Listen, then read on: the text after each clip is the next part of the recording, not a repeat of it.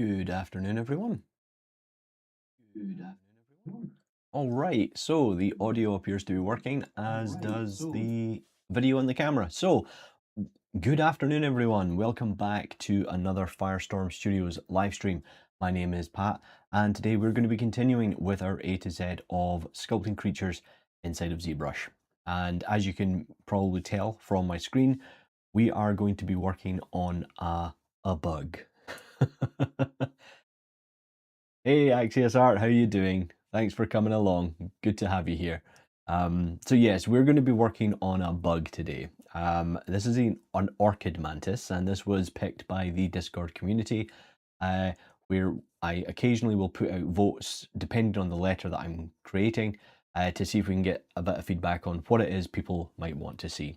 So if that's something that you want to take part in, please make sure that you jump down to the links below, scan the QR code, and come along and join the Discord over at Firestorm Studios. All right, folks, so this is going to be a strange one. I'm hoping that we can maybe get this done in one session. That's the plan. I'm not going to go fully detailed with this today. More a bit of an exploration, and then something I can maybe go back to at a later stage. But we'll see. We'll see how we get on. We will see how we get on. All right. So, bugs are interesting. We haven't done a lot of bugs. I think this is the first time we've done an insect on the live stream. And again, it just comes down to what animals look quite interesting to do. And to be fair, insects are an incredibly interesting topic. There's a lot of really interesting forms. The anatomy is completely different, so you have to kind of approach it very differently. It's something that when I was researching this and looking for reference, I realized that I need to start learning more about insect anatomy. It's definitely something that I don't know enough about. So that's something that I've learned while kind of going through this. All right, folks, let's get stuck in and see how we're gonna approach this. So I'm gonna zoom up on this bit of reference I have here. And one of the things you'll notice that's really difficult with insects is how translucent some of them can be. So seeing details is quite hard. So I've found a bunch of other references best I could, and I've played around with them in Photoshop to try and pull out the details, and we'll see how we get on in that regard. So I think, of course, we're going to start off with the head, and I know that some of you out there might already be aware, but in the lightbox, you'll notice that if we go into the Zizoo, I'm pretty sure there's a mantis in here somewhere. There must be a praying mantis in here somewhere. Let's see. There we go, mantis. However, we're not going to approach it that way. We're going to just do it from scratch. And I've kind of been thinking, just while we've been waiting for the stream to start, how to best approach this.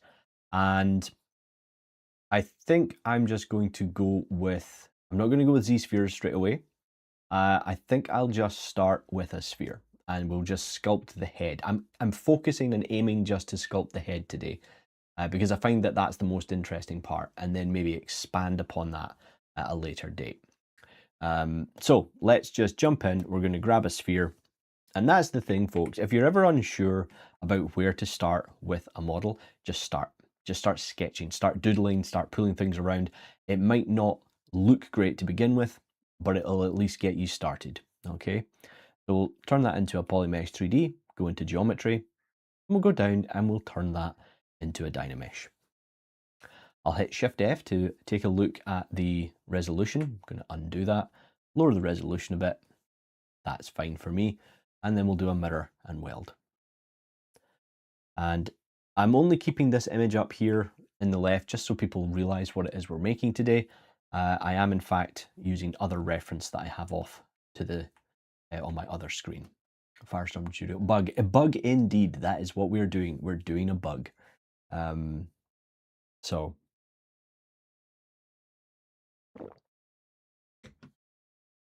right, let's turn on symmetry here. And one of the things about this mantis in particular is the head shape is fascinating. Look at this cool triangular, almost heart-shaped. I would call it more a heart-shaped head, and I think that's what I'm going to really focus on here. I might just go a little bit slower than I normally do, folks. Because again, this is, as I said, it's the first time I've ever sculpted a mantis. I've never sculpted a mantis, or I think I have done a few insects in the past, but not a mantis. And that's one of the great things about this series, is that it's giving me the opportunity to create things that I've never actually sculpted before. So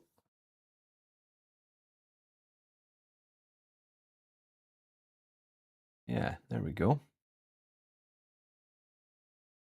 So again, I'm not worried. I'm gonna get rid of this color though. And do you know what? Let's go in and pick a different material. You'll notice as well, folks, I've lightened up my UI. Please let me know how this is working for you, and if it's easier to see than before. Firestorm Studio, the little yellow bump between the eyes, that shows this is a female. Oh wow, see, there we go. So we've got Firestorm Studio coming in with the knowledge, and here we go. So apparently this little image that I've got here, this is a female, and we can tell because of this little yellow dot in between the eyes. So there we go. That's really cool to know. Thank you. Where is Nessie? Nessie, oh yeah, we finished up with Nessie on Friday. But fair enough, if anyone has come along expecting to see Nessie, I can show you where we got to with Nessie.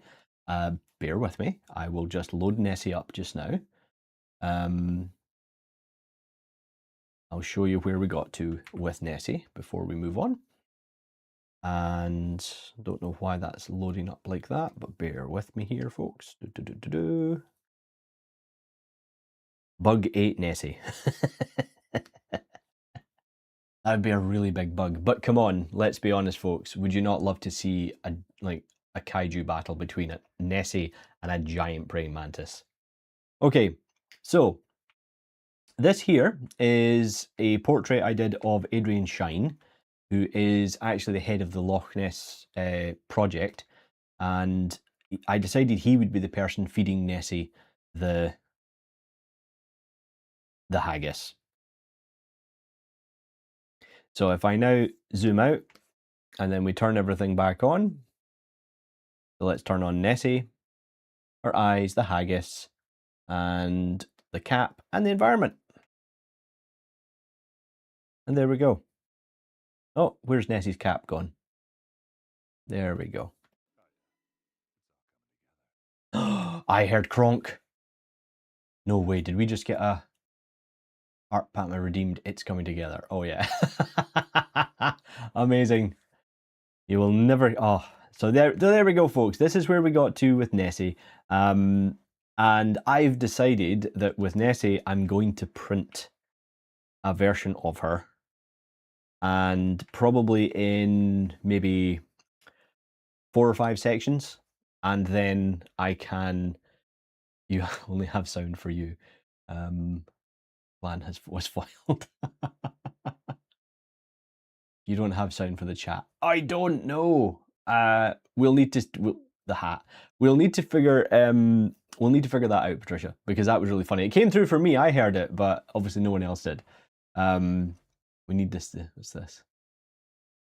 We need this to send this to them. Honestly, the thing is, right, with Adrian Shine, he is iconic in the hunt for Nessie. He's always around, and I got a little bit carried away with his portrait, and I think I would quite like to finish it off and maybe send it up to them as a just kind of like, not just kind of to honor him and things like that, because he is very important. I gave him backstage pass. So, oh, and also if anyone's curious, he has no mouth. This is all he is, which is kind of creepy. But then you turn on everything and it looks okay. The other thing as well, folks, I know that we didn't cover me creating Adrian on the live stream. I did record the process of me sculpting the face. So I'll put that together as a small edit, and we can maybe upload that to the YouTube channel for Firestorm, or I'll even pop it on my own one as well. Okay, that's it. Going to have a meeting with everyone that streams. You all need to set things up right. That's how he keeps Nessie's secrets. Yes, he keeps them in his beard, you know, see. So there we go, folks. That is where we got to with Nessie. I'm currently working on the marmoset render for this. I'm having a bit of trouble. I just can't really capture what it is I want from it, but I'm restricted to my original platform, kind of resolution that I had for it. So trying to kind of fit it in the way I want, a bit difficult. But again, I think this is definitely an image I will continue to work on, because I really enjoyed doing Nessie. This was a, yeah, and I've never sculpted Nessie before either. I've never sculpted Nessie before. Another reason why I like to do these, this A to Z is great, because it really opens up different opportunities to do cool things. Also just for, I love it. Yeah, I thought I'll go goofy, you know, goofy and smiley, keep my classic, the classic orange eyes. And also, just so people are aware, the jumper here is not mine. I used this. This is an asset I bought from 3D Scan Store. So this is a 3D scan of a jumper that I have I've kind of repurposed. Okay, so I'm just making that. Is Nessie eating a haggis? Yes, she is. This is a haggis. A very quick haggis, but it is a haggis. See, there we go. Who needs How to Train Your Dragon? How to Train Your Nessie? You give her haggis, and she's a happy lass. And there we go. Way less furry than I would think. Well, you have to shave the fur off the haggis first before you eat it. You know, otherwise it's just not a very pleasant experience. Okay. So there we go. How about that, folks? That composition there, that's a new poster for, you know, Firestorm training. Yeah. It's how we do our mentorships here. You know, we keep everyone inspired. We feed them haggis. So, how do you do the scales? The scales are actually using a tileable alpha from Peter Minister, and Peter Minister sold a pack with his tileable scales that he made for his dinosaur images that he made for is it Dorling Kinsley, the book publisher here in the UK. And all I did was, for these scales, is I used that tileable alpha, had to UV. That's another important thing, folks, though. If you're going to be using tileables in Zbrush, you really want to be doing UVs. And you can do them either in Zbrush or in an external package, but make sure that you've got your UVs on as well. And I just went into the surface noise, and you can actually see them there. If I go into it and zoom in, you can see the scales that we have. So we can adjust the, there we go. You maybe do 2 layers of scales as well as if you wanted. Really, but there we go. Look at the little flippers. So yeah, there we go. I'll hide the environment so people can have a bit of a look. There we go. So yeah, ignore the tail, folks. The tail was just brokenly posed into position so that I could get the render right. In the end, I didn't need it. But yes, this is my version of Nessie. This is what I think of. Basically a plesiosaur, but with a little bit more character and less teeth. But no, I want to print her maybe from the head, and then I can put her in my garden pond.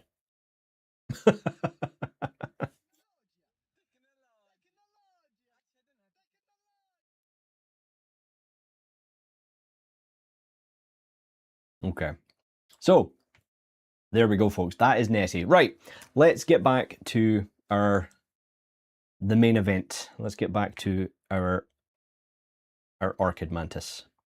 So at the moment, all I'm doing is, as I always do, is I'm just blocking out the rough form. Not really worried about details at this point. Boo, that means I have to carry on doing me topo. No, you don't need to. You're welcome to hang around and ask questions about bug.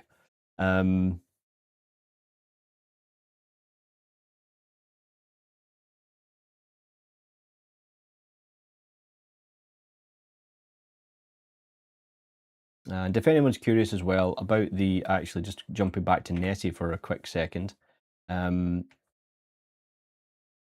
Adrian was built, he was built in an A pose, and then he was, actually I think I might even have the A pose, hold on, I'll show yous. Let me show you.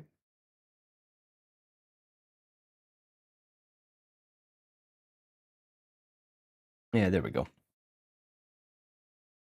So that's how Adrian started. And then I took him over to Maya using GoZ in Zbrush, and then rigged him up and brought him back into Zbrush. And that's always something that we can cover as well at one point, folks, if people want to see. I'm thinking as well at one point for one of my streams is to do a bit of a deeper dive on a few bits of setup for images and a few hints and tips on things to look out for. I mean, here's the thing, folks. We could work on we need to work on the orchid mantis because we need to keep moving forward. So we will go back to that. But there's a couple of things you have to be very wary of depending on the scale of your model in ZBrush, going over to Maya and then bringing it back, particularly if you're working in two separate subtools. To give you an idea, let me highlight his head. And if I go over to my original Nessie folder, right, and then I do an append,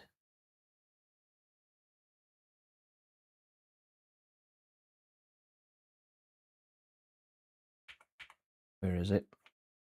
The head is quite large. There we go. There you go. So the scale of the original model is kind of crazy. And that's very important because if you're scaling a model down that you've pulled over from Maya that's this size in ZBrush that has subdivisions and detail on those subdivisions, if you just scale it down, there is a very, very strong chance that it will break. It's a weird thing. So if you scale a model down in ZBrush, right? I wonder if I can show you actually. Let's go back to this one. So let's take his beard here as an example. Actually, no, let's do the jumper. That's probably a better one because it's got lots of details, right? So if I take this model and take it all the way down to the lowest subdivision, and then I scale it, and I decide, you know what, I want to scale this down really small.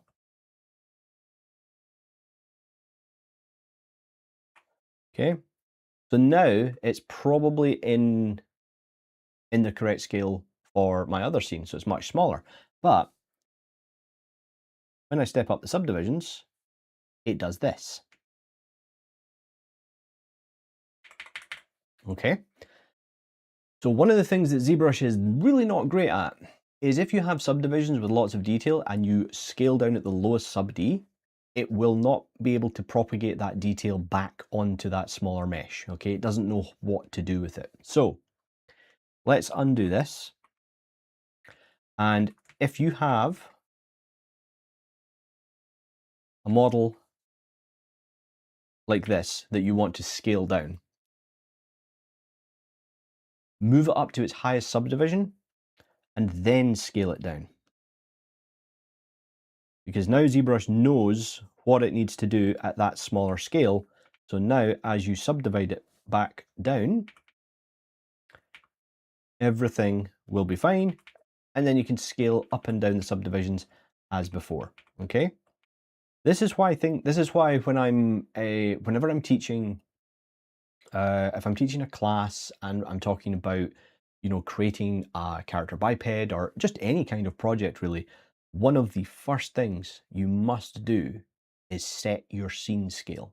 So if you're working on a project right now, say it's a short film or it's a group project, set your scene scale. Decide upon what scale everything will be before you start, okay, and stick to it.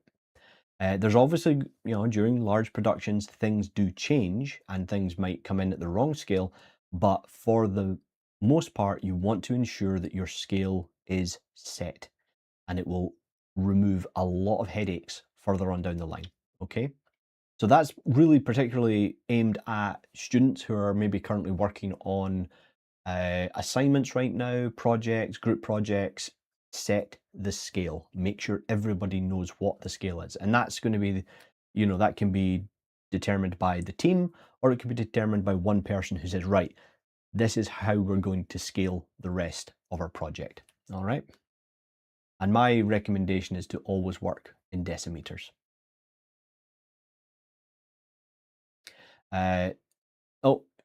What's a usual scale setting? So yeah, in VFX, decimeters is, or 1 to 10 scale is I would honestly say that's the most common one I've come across.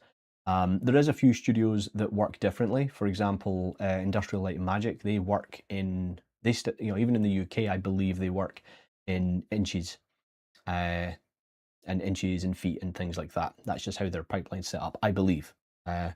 But most will work metrically and work in decimeters. And it just allows for a little bit more efficiency when it comes to the size of things, particularly in VFX, because you're normally dealing with very, very large environments a lot of the time, and it's just easier to work at a smaller scale.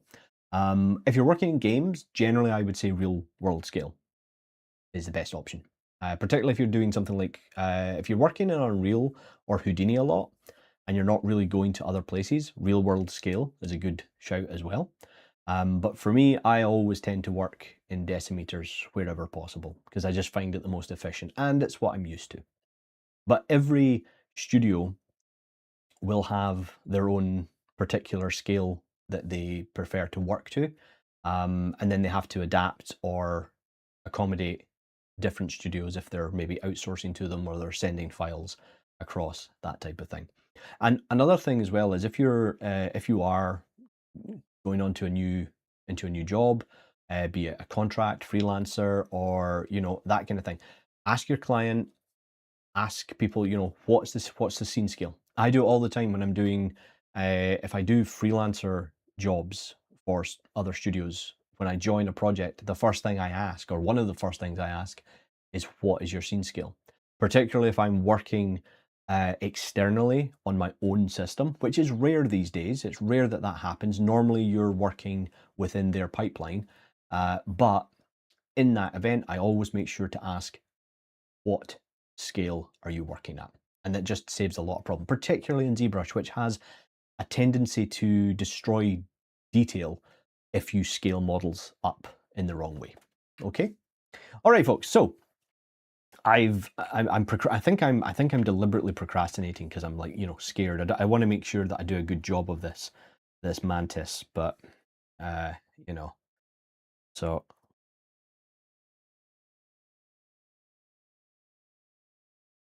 we'll jump back. That was interesting. Thank you. My pleasure. That's the thing, folks. While I'm kind of working my way through this, please do ask any kind of queries or questions you have about anything industry related. And as always, I will answer if I can. If I'm able to answer it, I will. And even if I can't give you a direct answer, I can normally make a fairly decent guess. But most of the time, if I don't know, I will just say I don't know. So,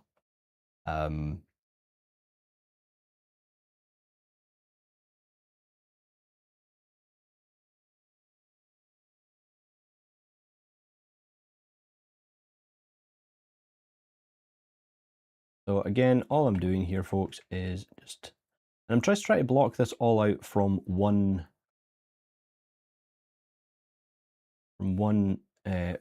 sphere at the moment.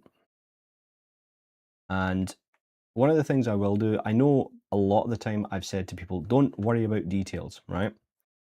Well, sometimes when you're sketching, you need to put in an indication of where some detail is going so that you can accurately work out where the forms are, particularly when you're, not used to something. So for example, I'm going to switch on Sculptris Pro here so that I can make some cleaner.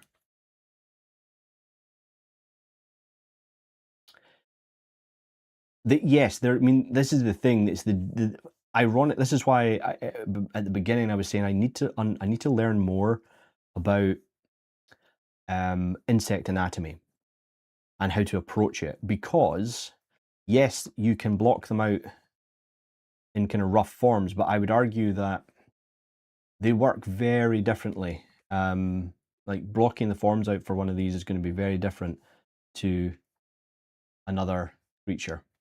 So, or a creature, a vertebrate. So,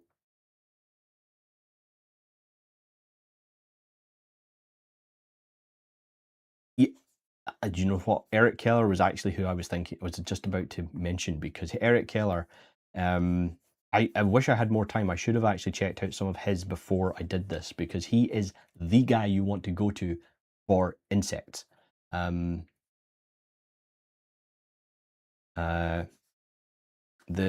He is incredibly fascinated with them in general, and he knows so much about their anatomy, and I think I'm probably going to have to check out one of his workshops and just learn about insects in general, because that would be really cool to know a bit more.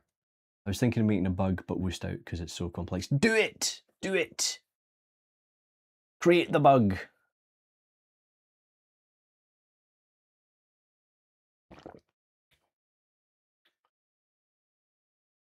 Do the thing! Right. Let's grab this. I've got this really kind of cool image, actually. I found I don't know, I think it's one of those like super close-up like probe lenses of an orchid mantis.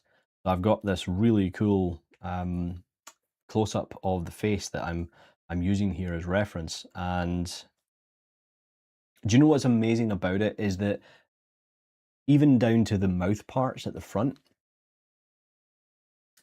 there is that, that evolutionary kind of, I'm going to look like an orchid is there. It's really quite amazing. It's really quite amazing, because you can see that even the mouth parts, they look like petals. It's quite an amazing thing to see. Right. So, God, these bugs, they're so cool. There we go.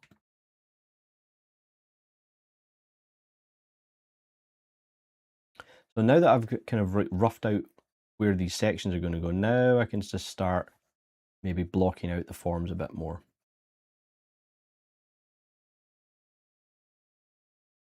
I was about to say the same Eric Keller is Insect Central, goldmine of insect sculpting knowledge. Yeah. I mean, he's, everyone has their niche, and that is definitely his. That is, I do know Eric, not overly well. We've spoken a few times. He's a dead nice guy, and I just love the passion that he shows when he's creating insects and the way he sculpts. I also love how relaxed his approach is. Yeah, the legs on that ref, the petals on them are larger because the female as well. If you give them a fright, they squat flat down and just have the petals sticking out and look like a flower. Oh, that's cool. That's amazing. See, this is the thing. It's just, I know a lot of people don't like bugs.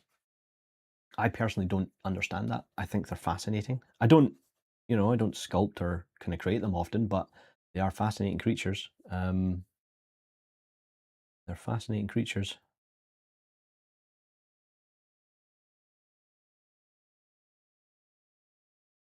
Now, I don't know if I'm getting the neck part right here because I can't actually see on the reference I have. But the way I'm going to approach this is I'm going to make as much of it as I can out of basically one part. And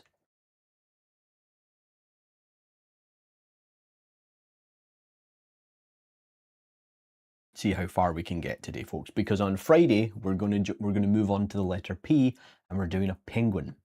And I don't know what kind of penguin. So right now, I want anyone who's watching in the chat, fire in and tell me what your favorite type of penguin is. There's lots of different penguins, and I know that such a geek is like, oh my god, what fantastic, content. Streamers asks, what's your favorite penguin? Rockhopper. Cool. Also, I'm not entirely sure, but why is Rockhopper, the two P's are asterisked when that comes up in chat? Why is that? That's so bizarre. Not on the Twitch chat, but it does on the Restream chat in OBS. How strange. Okay, sorry, just apparent. Oh, PP is banned. What? Ah, the world. What is the world coming to? Seriously. Tufted penguins are cool. Rockhopper. See, okay. I mean, I'm thinking Gentoo. Gentoo penguins. I like them. They're kind of one of my favorites. So I'm looking at this image. I've got two images here. One of them, I think the other one I'm looking at is also a female by the looks of it. And it looks as though it looks like the antenna just sit in here. These little doodads in here. Okay. Jackass penguins. Because it's P and then P together becomes...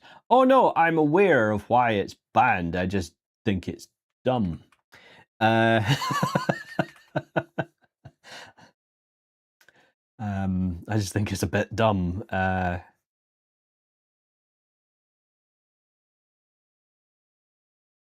then again, I mean, I grew up in the 90s, folks, and that kind of stuff, and just nobody cared. The world just didn't care what you watched on telly or things like that. So, right. So, or what people were exposed to, they didn't care. So let's just start getting a little bit more form in here, cleaning things up. Because that's one thing that I do notice about these images. It's how there's some roughness to them, but there's such a kind of fragility to the form as well, like in all the plates and panels and things.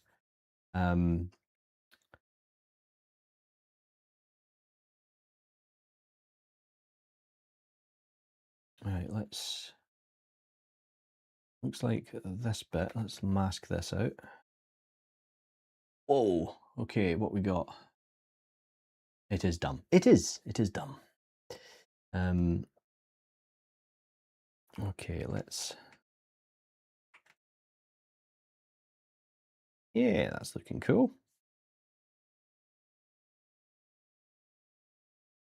All right, let's get the antenna in here. Oh, drat, I turned off symmetry. There we go.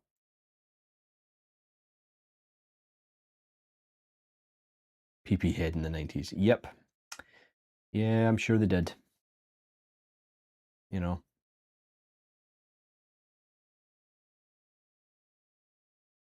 Thing is, that was probably a really terrible thing to be called. If you were a kid in the 90s, imagine being called a PP head or a doo-doo head was, tantamount to being cancelled. So, yeah. So anyway, folks, I hope everyone has had a really nice weekend. I meant to say that earlier, but I didn't. I apologize. I'm a terrible person. But I hope you're all having a good start to your week.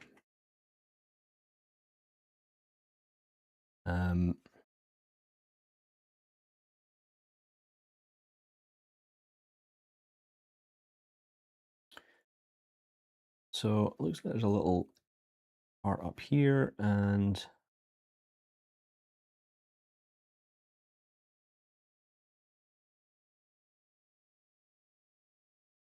all right.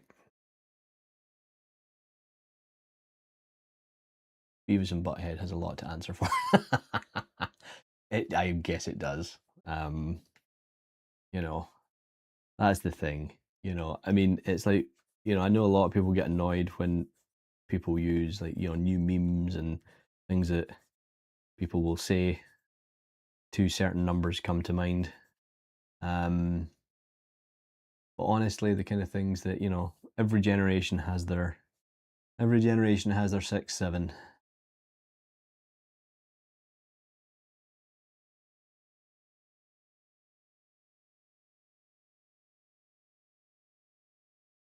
Okay, so trying to figure out if I'm getting the shape of this right or not, and I don't think I am. I'm going to flatten this a bit. Let's just turn off the Sculptris Pro, and then we'll start flattening this out a bit more.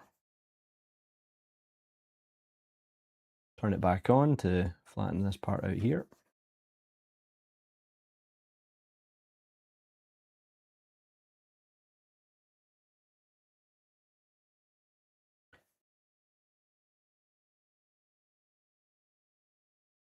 Just grab see, this is the thing. This is when you hope that, somebody like Eric Keller never sees what you're doing, because you're like, you'd be like, I'm so ashamed. This is terrible. How could you do that to a bug?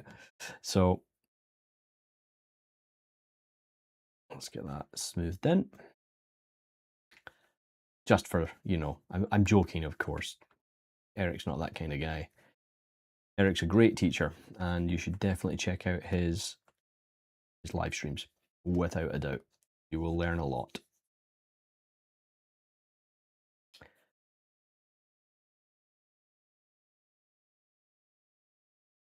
My weekend was wonderful. You were able to see the toxin pose. It's still not complete. I finally got the edges. That edge is having purple subsurface. Oh, excellent, cool, great to hear. That's good. Good to know, Manic. I'm glad you had a good weekend as well. Always good to know. Right, what I'm going to now do, I think, I'm going to see if I can find a reference at the back of the head, because I don't think I do have a reference for the back of the head.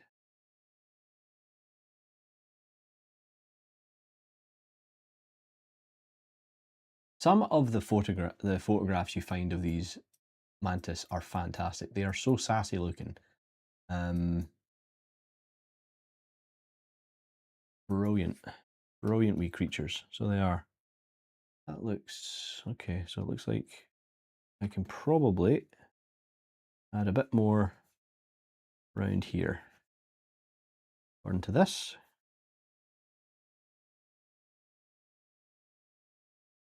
Add a bit more shape. Okay, yeah, that's looking good. Looking very mantis-like. He says, as a complete non-expert in mantises, or mantisae. So, well, we're going to separate the eyes, I think, because I want to try and get those details in quite for the eyes. Let's just try and separate them a bit.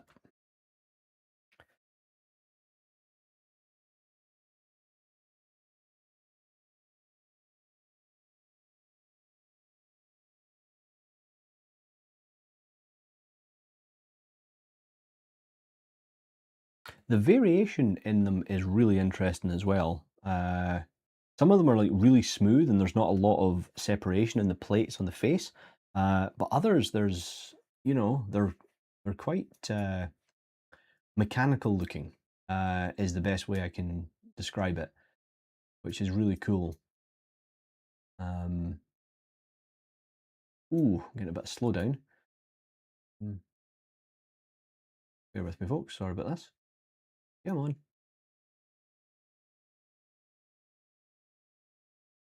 Come on, Windows. Don't fail me now. All right, so I think what we will do is let's start adding a few parts to this. We're going to add in or we're going to append a cylinder. Let me see, yeah, standard cylinder should be fine. Go to initialize and do Q cylinder. And then just looking at some of these shapes, we're going to do a little bit of Z-modeler work. We're going to grab these faces at the top and we're going to do an inset. And we're going to do an inset on center border, polygroup all. There we go.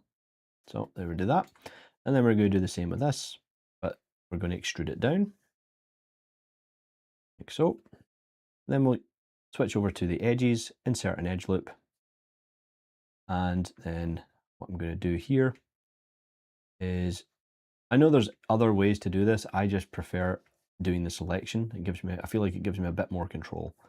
And there we go. That's what I wanted. And then I will take the bottom section. You know what? Let's put another edge loop in there and then take that bottom section and delete it. So delete hidden. Turn on double so that we can see what we're doing. And let me see here. What do we want to do? What's the best way that I want to actually mesh border? Yeah, we'll do mesh border. And then I will do close, but I'm going to choose convex hole so that I get. So essentially, it's similar to the poke face command in Maya. Okay. What it's called in other packages, I have no idea. So that's that done. So I can now bring that in. I have no idea what this thing is called. I'm going to call it an antenna holder. There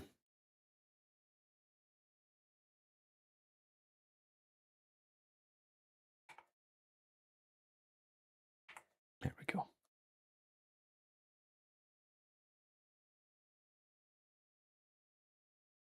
We'll subdivide it once and then we can start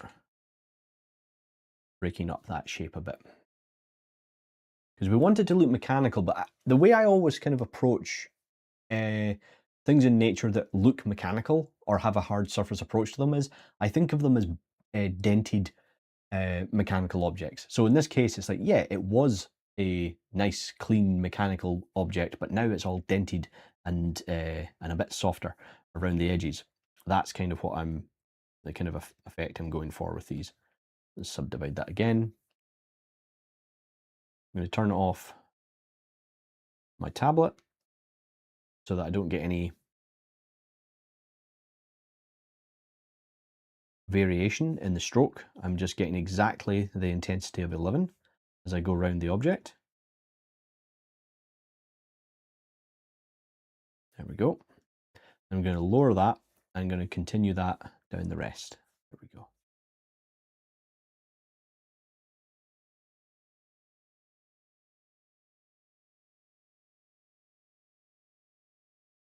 This way I can just focus on the kind of overall shape of it. There we go. And we will break that up a little bit more. Just going to get that into place. Oh, come on, Zbrush. Oh no, I have Nessie loaded, so this might take a while, because when Zbrush does its, and that's just reminded me, I should probably save. So let's get this into Orchid Mantis and make a new folder. And we'll call this bug 001. Okay.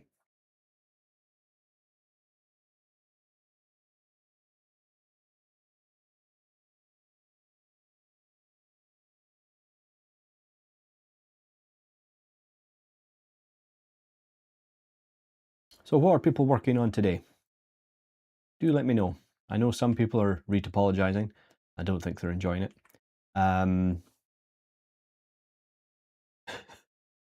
But if you're working on anything else, do let me know. But we like to hear, folks. We like to hear from people. And I think with this, I don't like the shape of that. So I'm going to go back to the original subdiv 1. I'm going to delete higher, and I'm just going to use this as my base. I'm going to do mirror, merge into 1, and then we can start looking at the how to do the antenna. But I think for, you know what? I was actually going to use a curve tube, but I think what I'll do instead is I'll append a Z-sphere. I mean, come on, I had to use a Z-sphere at some point. I'm going to scale this down until it's inside the head and just move that up into position. I'm going to go into draw, make sure I have symmetry on, and then I can start to draw out. And take your time with Z-spheres. This is something that I know a lot of people don't like them. I really like Z-spheres. I think they're one of the most useful tools in ZBrush. But I do agree that they can be a little bit difficult to work with sometimes.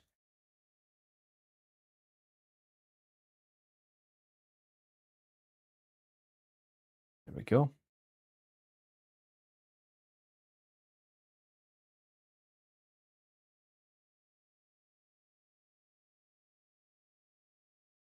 So let's see, how does, oh, wow, the antennae are really long. So I'm going to do something like that.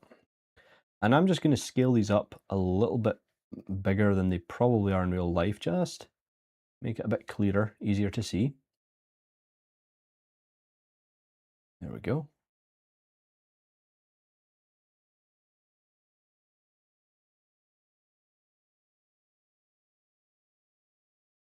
There's a question, do they go back or do they go forward? They appear to go back the way. Okay, so I'm going in the wrong direction. There we go.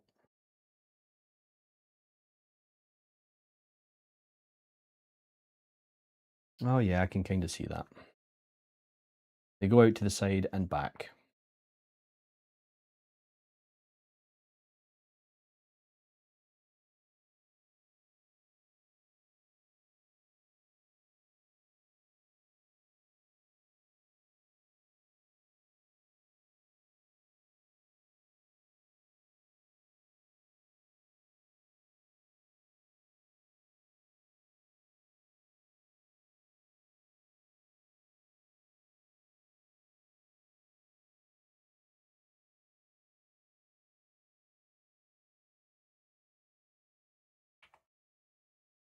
Okay.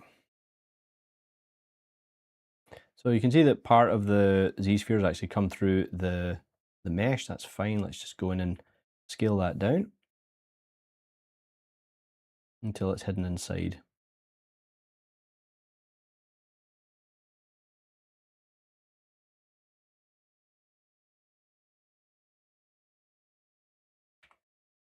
Go.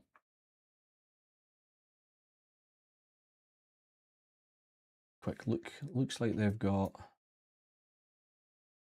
I see how they're made. I think what I'm going to do there is I'm just going to scale down these ends there. And then let's just add in another segment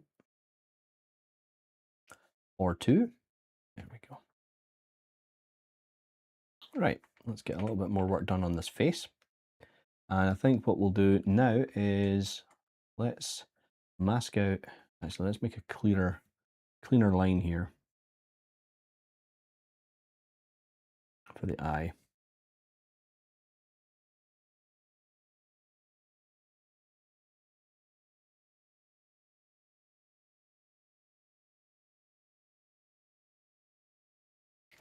Not gonna lie, I'm gonna guess how this looks at the back.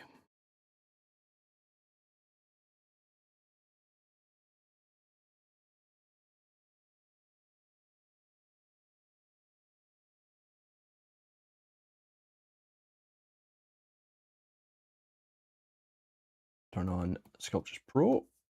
There we go. Get a little bit more shape into the back.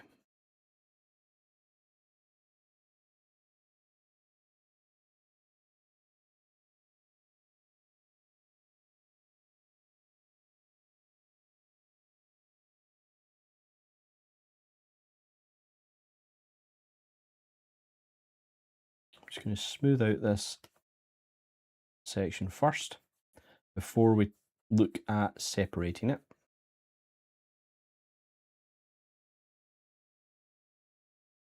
There we go.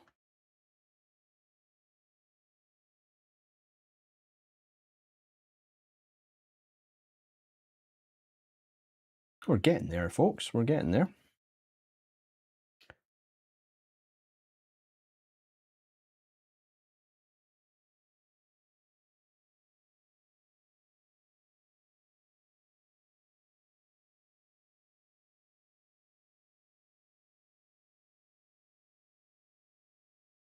You really do have the weirdest eyes.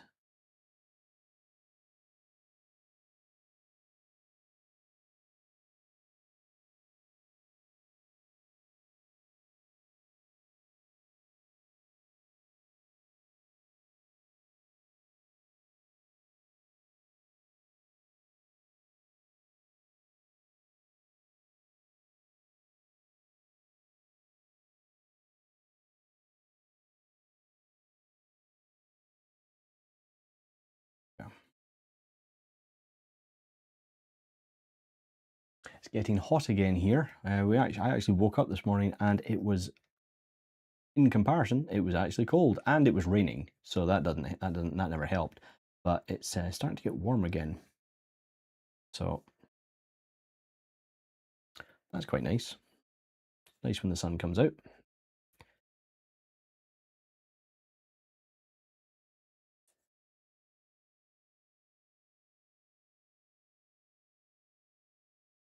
This might be a slightly quieter stream for me because I really do have to focus a lot because I've never made one of these before. So,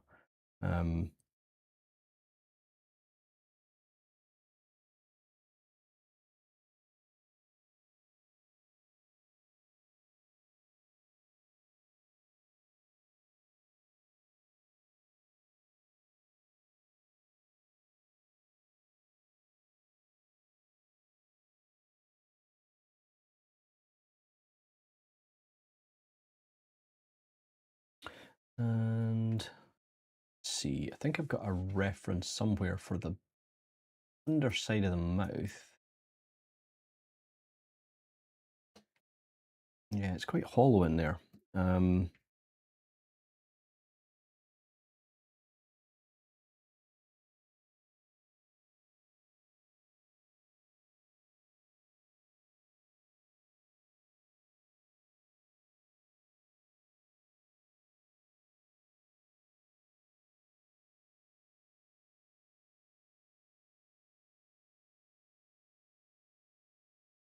How are we doing on time? Okay, we're coming up on an hour here, folks.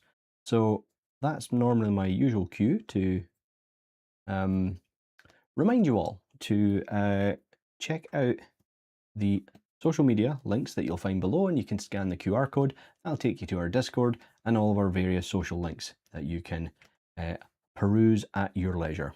But do make sure that you join the Discord if you're interested in having some of your work reviewed at one of the regular review sessions that Firestorm Studios holds. We're having one this Thursday, so you can join the Discord and then you can post your work to have it reviewed. Now, just as a disclaimer, we might not be able to get through everyone's work in the single session. We will do our best, of course, but if we get, it simply depends on the amount of submissions we get, and we only have a couple of hours to go through everyone. All right, so we always do our damnedest to get through everyone, but sometimes we can't get through the whole list. All right, but yours would be kept for a future one. And remember as well that as part of being part of the Discord means that if you can't get your work reviewed in one of our live sessions, you'll be able to ask the community as well. All right, so just keep that in mind. So I'm going to go in now, and actually I think I'm going to open up a different brush here, and I'm going to take my, it'll be in environment, I think. Yeah, I'm going to use Orb Crack here. So I'm going to use Orb Crack instead of Damn Standard, okay, just to give myself a slightly more mechanical looking line.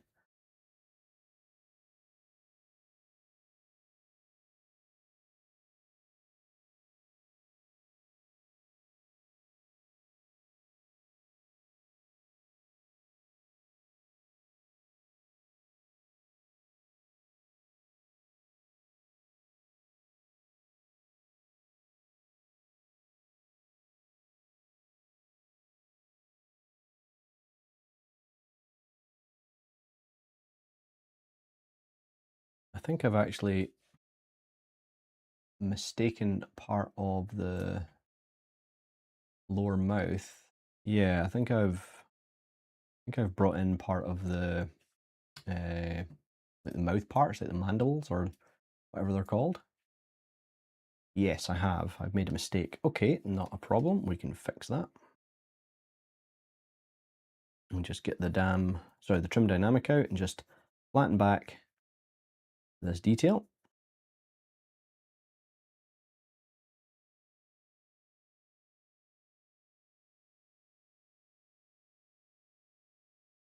And then we'll grab the move brush and start bringing that shape out a bit more. There we go. That looks cool. Grab the pinch brush, bring these together a bit more. Jump back to our orb crack and just have this round like so. There we go. And it looks as though this part comes under here like that. Let me just check the underside of the mouth. It's not a great image, but yeah. So it looks like this part comes under into the middle, and then you've got a couple of other elements in here. Yeah, there we go.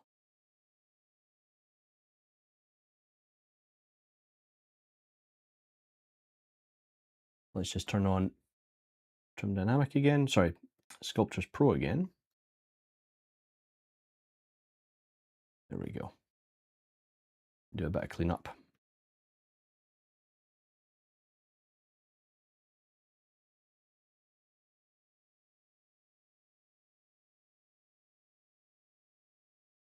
And let's see for the side of the head. So this bit to me looks as though if we can start to add a bit more of an interesting form. It's like a pinch almost. It almost looks like cloth where some of the panels are meeting. So I'm actually going to use Dam Standard for that. So we're just going to do something like this.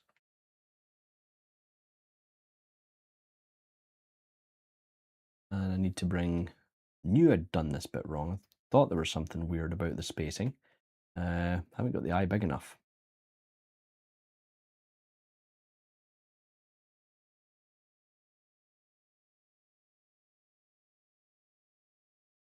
There we go.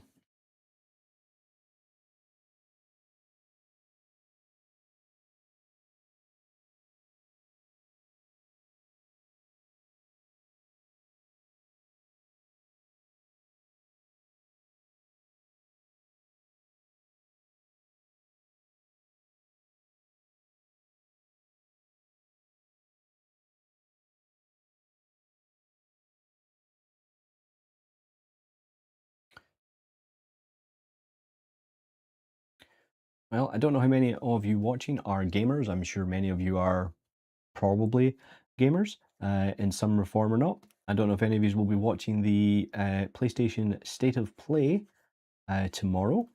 I was hoping to, and I actually need to chat to one of our Firestorm team members because I cannot watch it anymore. Unfortunately I'm going out, so I'm not going to be able to watch it until the next day, which is a bit of a pain because I like watching those. I do really enjoy watching them live. And the last time that Patricia and I from Firestorm, we watched one, it was a laugh riot. And I'm really disappointed I'm not going to be able to watch it this year, or this time round.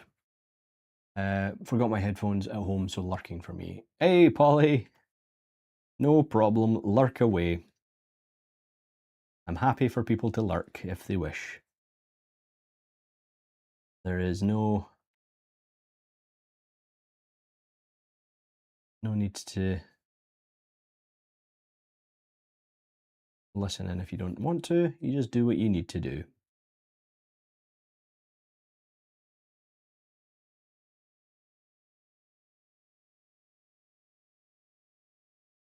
definitely having a bit of problem with this, particular part of the head, this large plate here.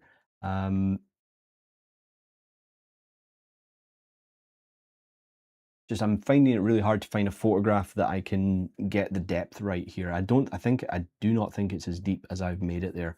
So I'm going to, but I'm not sure in which direction. For example, should I flatten out these larger parts here, which I think I do because it's kind of ruining the, it does appear to be ruining the kind of flow of the face. So let's knock these down quite a bit.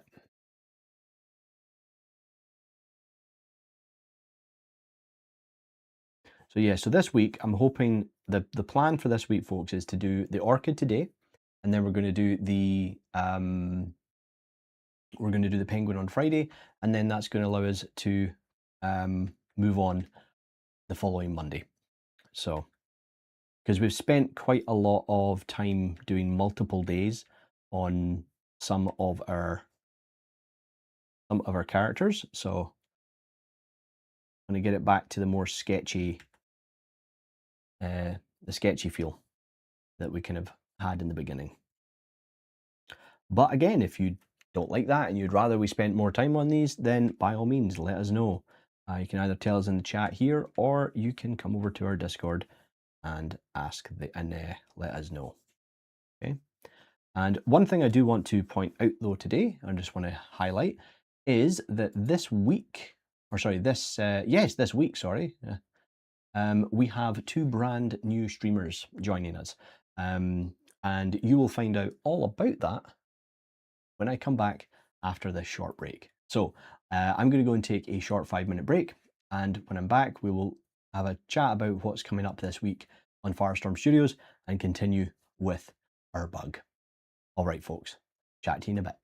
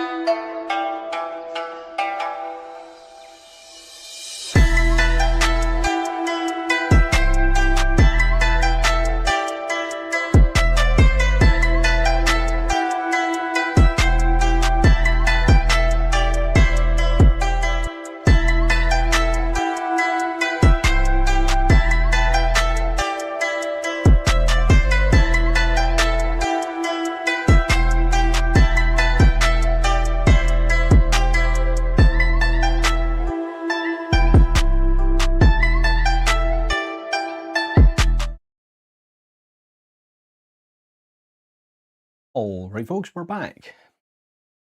Thank you very much for your patience.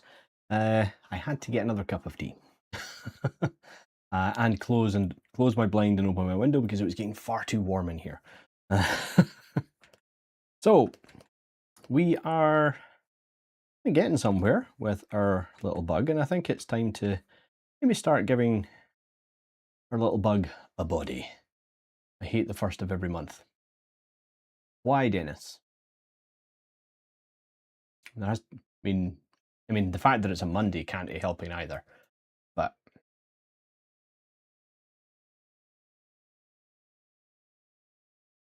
oh, bills. Oh, right. Okay. Yeah. Yeah. That makes sense. That makes sense. No one likes paying bills. No one likes paying bills. Okay. What I'm going to do here again is I'm just going to pop in another Z-sphere. And I think I'm going to use this to make...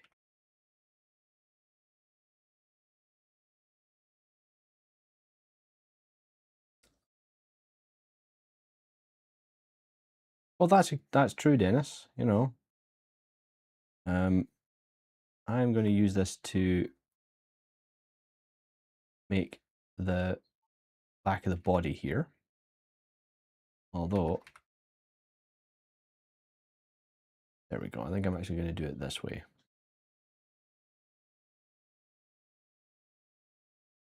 So they have, this is one of the things I'm finding really difficult, is trying to figure out actually how these creatures are constructed. They're so difficult to see the forms in, and I've actually pulled up I've pulled up this Photoshop image that I've put together, and I've put crunched all the values so that some of the details are popping out. But it's very, very hard to put these together. But a lot of fun. See, this is the thing, folks. Creating new, sculpting something you've never sculpted before, lots of fun. Lots of fun. There's a chance we might go a little bit over again today. So, so my apologies in advance. So what I'll do with this, it looks like they've got almost like a petal shape on their back.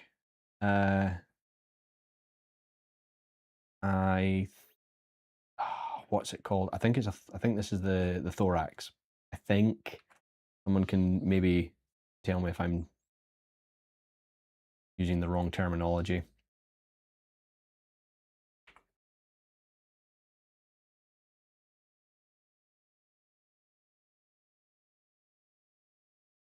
So my plan here is not to actually create the whole thing, but I need to block it out.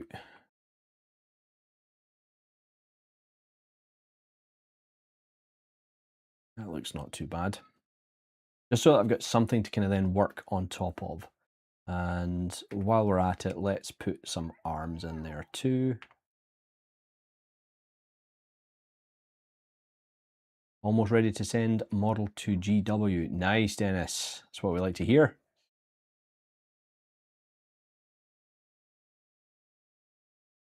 Always good when you can say goodbye to a project.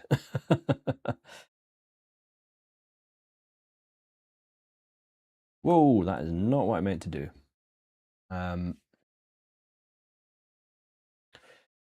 So one of the things as well, folks, is I am planning on adjusting my setup fairly soon. I'm starting to find that working and kind of looking down at my display is starting to hurt my neck. You know, and it's something that I wanted to kind of bring up as well, was about, you know, make sure that, you know, even if you're, you know, in pursuit of your art, don't injure yourself. Make sure that your setup is comfortable as you can make it. Okay. Make sure it's as comfortable as you can make it, folks. There we go. Okay, these are cool. Looks like we've got a bit of a thicker part here, and it's actually a little bit further. There we go.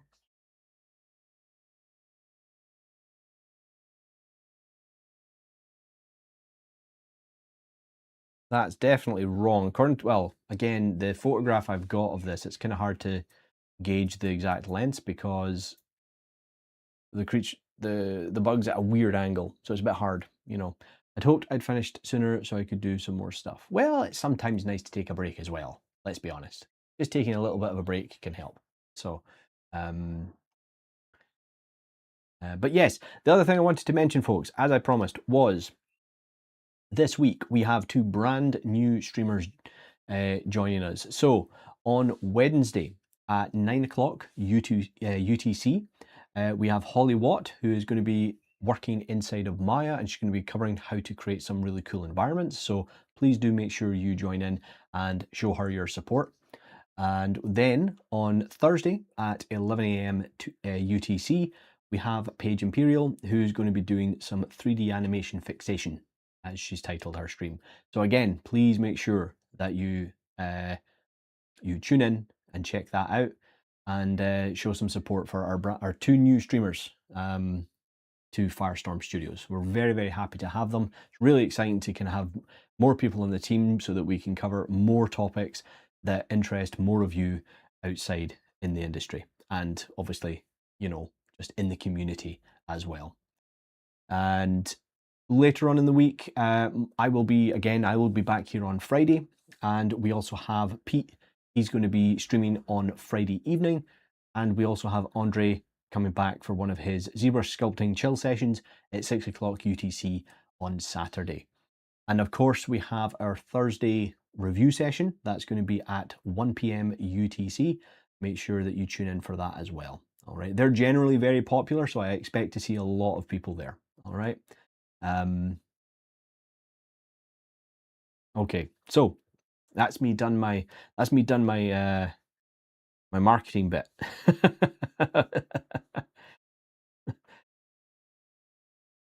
Don't know why. I also see when I start doing that, it reminds me of a really old joke from an old Family Guy episode, and they're making fun of Michael Eisner from Disney. Like, come to Disneyland, bring money. Like, you know.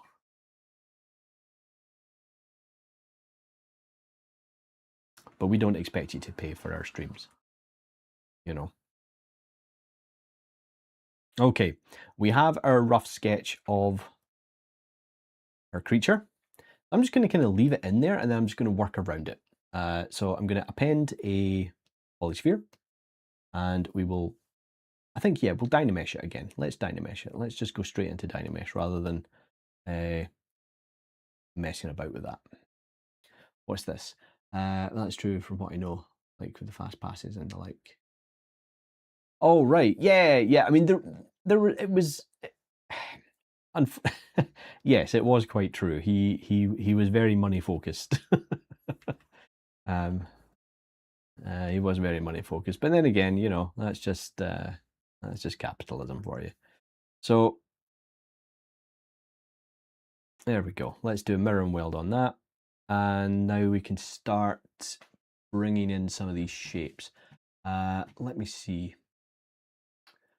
Right, I have to bring in and show you this image. I've got to show you this one because I need to show you this reference that I got because it is just funny. I find it funny. Let's see. There he is, or there she is, I think.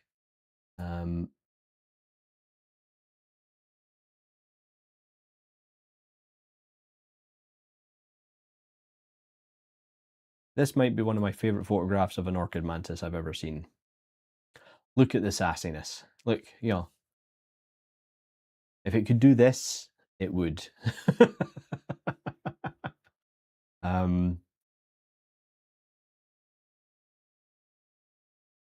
Okay. Let's see where we're at.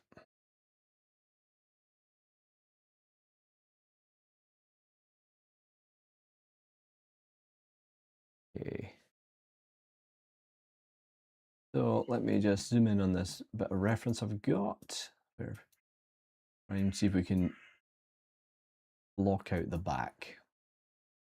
Okay, so symmetry on. Nice big move brush.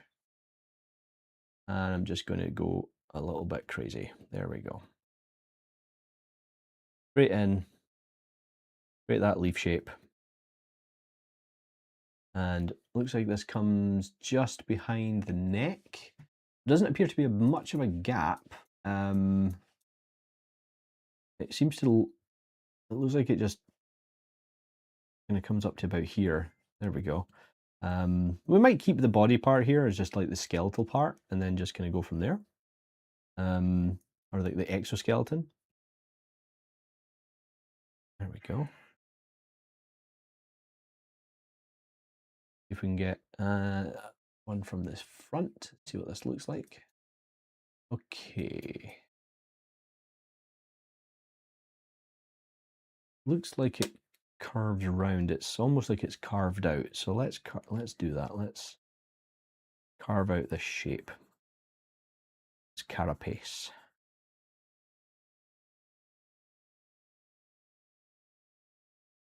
If we do have anyone that's watching that happens to be a bug expert, you know, please do point out and, you know, shout out in the chat and let me know all the things I'm doing wrong. I want to learn more. And this is actually just, this is just kind of really wanting me to kind of, it's inspiring me to kind of go down a bit of a rabbit hole. Or a bug hole. And find out more about these. Now, obviously, we have our resident entomologist, Heather, who owns several mantises. So I'm hoping to kind of get a bit more. I'm going to ask her a few more questions about these actually, because this is really cool. Really cool. I think I've made this a bit too big. Do a quick redynamesh. And we can start bringing in our trim dynamic. And we'll start to shape out this part of the shell.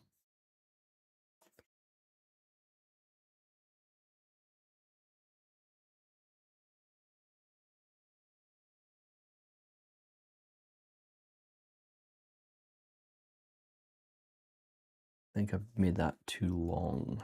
There we go.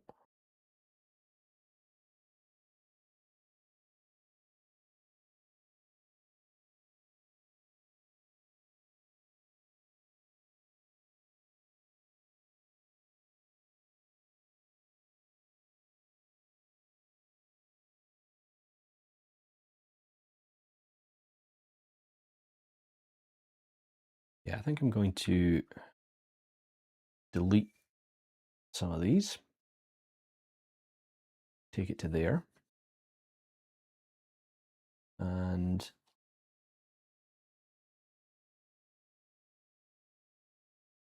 really hard to gauge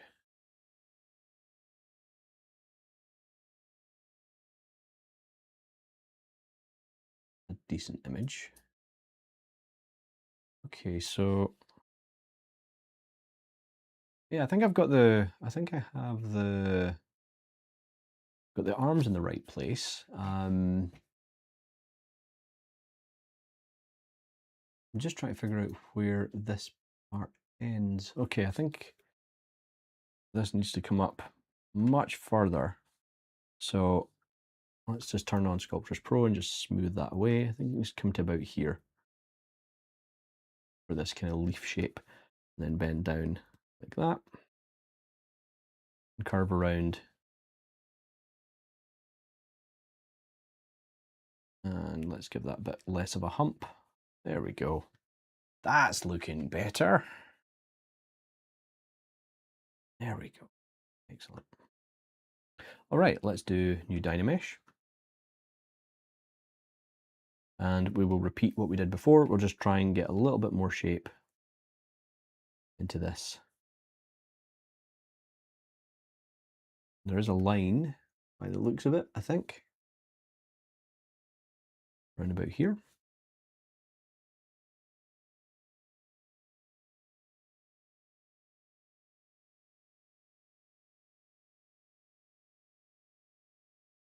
Yeah, that looks about right.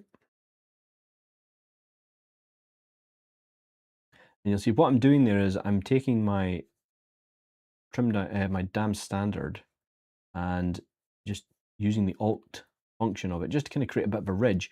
Then I'm using my trim dynamic over the top of it. It just helps me separate the shape a little bit more.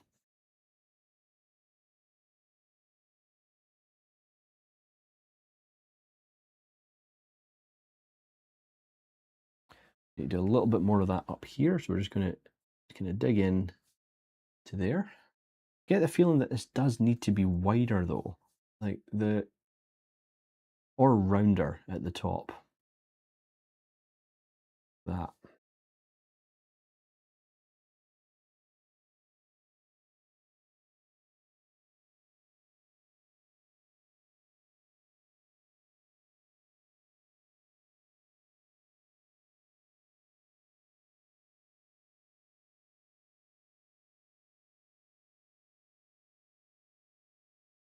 Alrighty.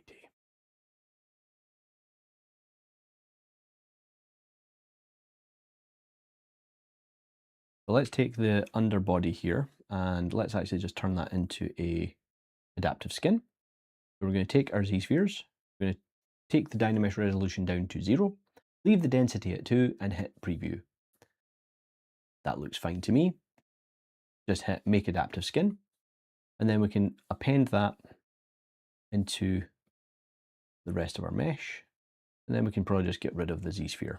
We don't need it. We'll just delete that. There we go. Gone. And now I can do a little bit of sculpting on the underside. I don't want to go crazy with this. If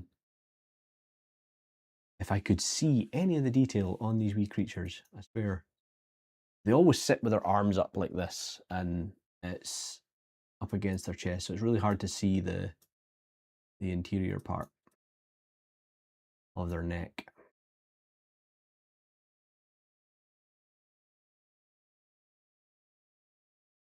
Okay.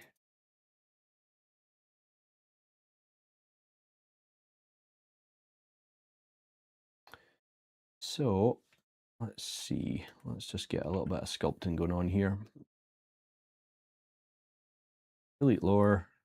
You know what? I think I'm going to do a mirror and weld, and then that's just give me something to work on.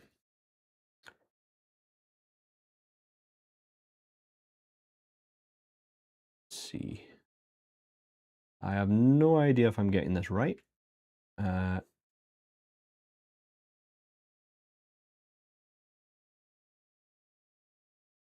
Could be getting it completely wrong.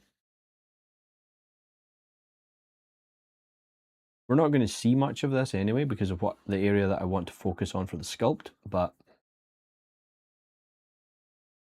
still, I would like to try and get it somewhat accurate. And I definitely think I'm going to check out some of Eric Keller's insect stuff for sure. I remember watching one years ago that he did. I think it was a jumping spider, which was cool. So obviously not an insect, an arachnid, but that would be a lot of fun. That's kind of cool. Jumping spiders are cool. I've always wanted a jumping spider, actually.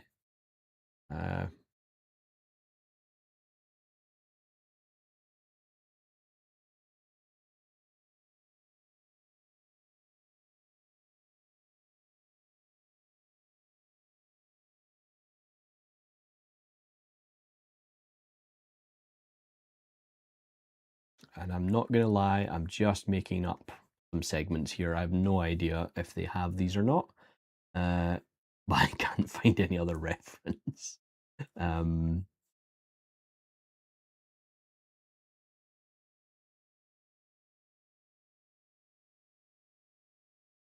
put it this way though, after seeing some of these photographs, they are made up of far less parts than I thought they were.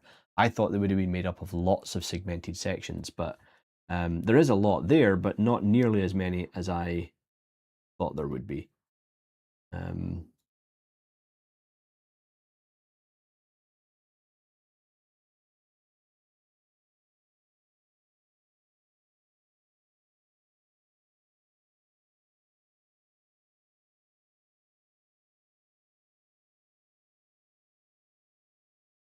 Speaking of arachnids, something I learned the other day was about that spiders don't have lungs. This, I don't know why I assumed they would. I just kind of thought they did, and they were just kind of armored inside. They don't. Apparently, spiders, and I imagine this is the same for a lot of other invertebrates, they breathe through their skin, which is kind of cool. Apparently, spiders have this tube system that air comes in through the skin, and then it brings the air through the tubes and then across all their vital organs, and I just find that fascinating. I know that spiders are a bit of a, I know nobody really likes spiders, but or lots of people dislike them, but I find them fascinating. So what I'm going to do now is just start building this up to here. I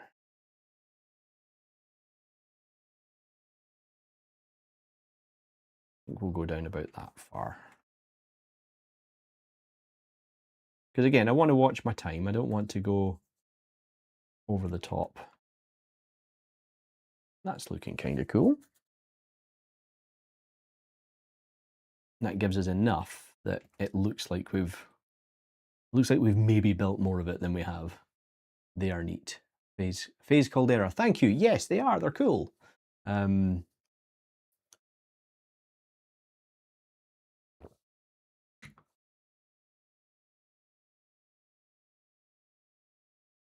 I think with this one, I'm going to do a Z-remesh on that surface and smooth it.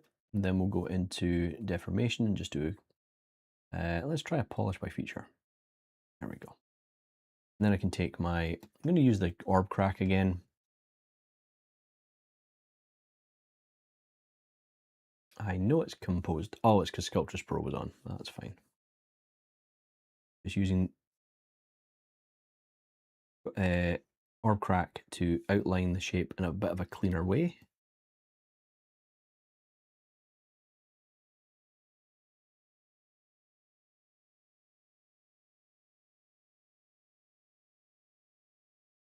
Again, a lot of the techniques I'm using here, you could use for hard surface if you spent a bit more time than I am cleaning them up.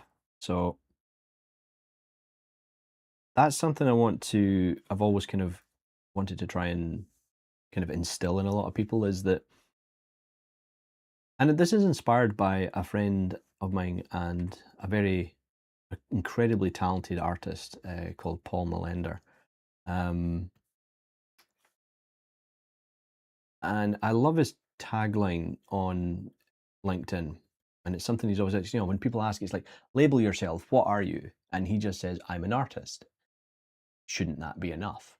Because he works in so many disciplines. He's an oil painter, he's a 3D sculptor, he's a texture artist, he has all these amazing skills. And I love the fact that he just wants to be an artist. And I think that's something that I've started to strive and kind of redirect myself towards in the last probably 5 years or so. Because that's the part I enjoy. I enjoy creating things. Whether or not I'm creating a bug, a digidouble, a creature, a mythological, cartoon mythological creature like Nessie, it's really, to me, it doesn't really matter what it is I'm creating, as long as I'm enjoying what it is I'm creating a lot of the time. And obviously in a job, you're never going to always enjoy, what you create. For example, something I just don't like making is cars. I've never enjoyed it. And I've made several cars in my career. Normally, never by choice, always because it's been something that's been needed for a project or a job.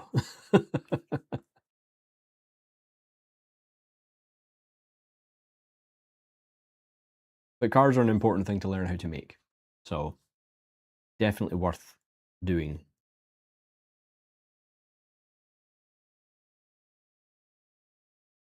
Okay. Oh yes, we need to separate the eyes, don't we? Right. Totally forgot about that. You need to remind me, folks. I'm very forgetful.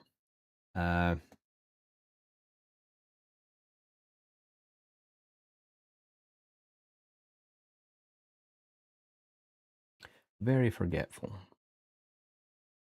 Ooh, I don't want to do it that way. I'll do it, I'll mask it instead. It'll be cleaner.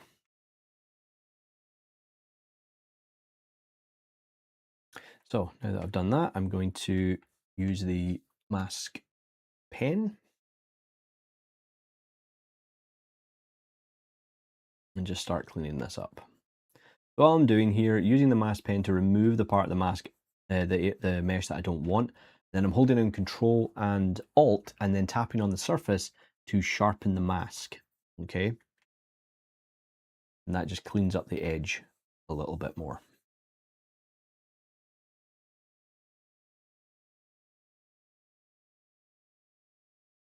You can do it both ways, so I can just add a bit of the mask to the edge and sharpen it. Now it's never good, because we're dealing with Dynamesh here, it's never going to be 100% clean, but better than nothing. Better than nothing. And the reason that you should always kind of sharpen things as you go when you're doing a mask like this is that you never know. Sharpening it might just help kind of clean up the edge enough, and you don't need to, and you no longer need to actually sculpt on it or paint the mask out. So just be wary in that regard.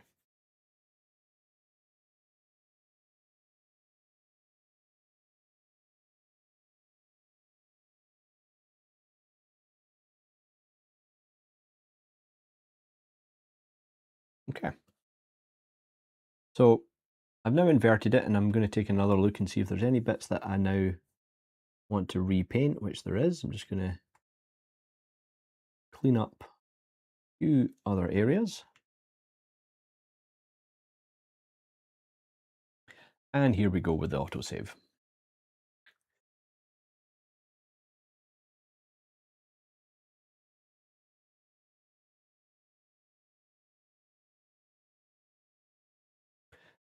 Autosave in ZBrush is very helpful, but it does have a tendency to chime in just when you're right in the middle of something. You're right in the flow of doing something. It's like, haha, time to save. Stop what you're doing. All right, that is going to be, we're going to call that good enough.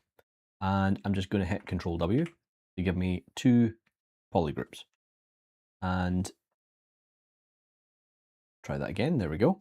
Now, Control Shift, click on the select rectangle, and now I can separate the eyes like so. So with that done, mask them, and then let's do split unmasked points. And then we need to do a bit of cleanup. So now we've got the character's head, we've got the eyes, we have the little antenna connectors, we've got an interior body, we'll need to do something with the legs, and we've got the kind of leaf part on the back. So let's take the eyes, and we're going to do a quick close holes, and then I'm going to smooth those out.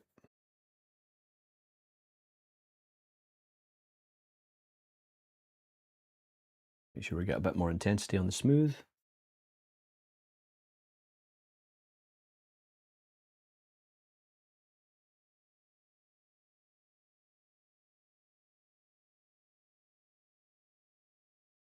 And where possible, I will take my trim dynamic and just clean up that edge a bit more.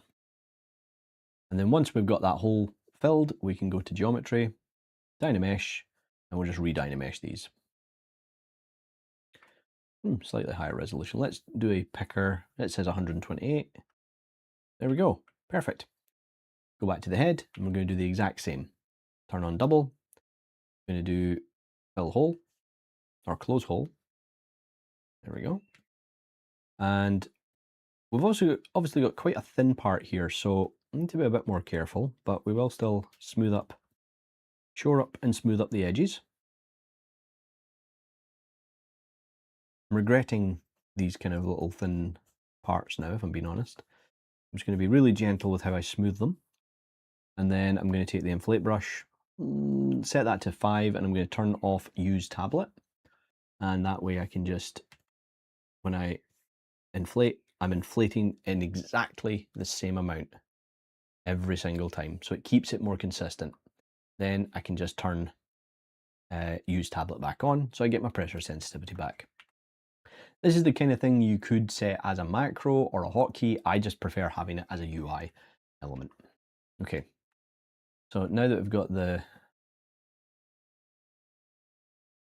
eyes in place, we can do a little bit of tweaking just to get these looking a bit tighter, a bit tidier. And smooth, bring those in.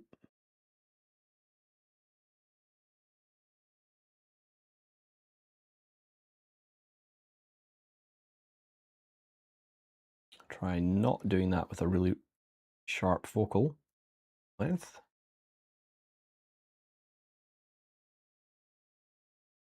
What I'm doing here is I'm moving it into position, smoothing it back, and then just continuing to move that back into the position I need until I'm happy with the overall look.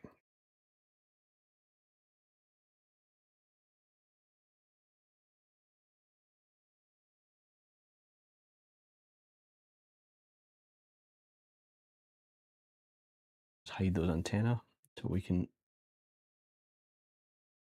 in this part up here. Okay.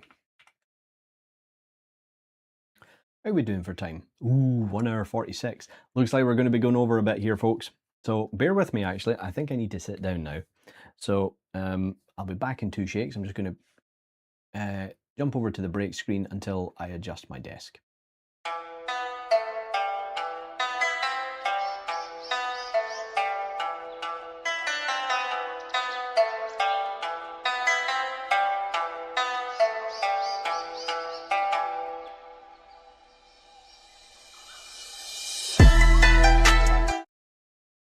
And we're back. All right.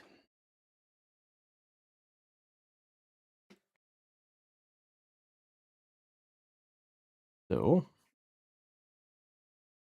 I'm going to take the antenna here and we're going to just start looking to finish this up. So Dynamesh down to there, adaptive skin, and then we can append that in. And remember, we're doing this as more of a sketch as opposed to like trying to make a finished piece. So let's do a bit of housekeeping. We're going to append a cube. That's going to be our file name, so I'm just going to pop it down here. If I'm in my subtool palette, if I hold down the shift key and click on this arrow here, it'll move that to the very top of my subtool palette.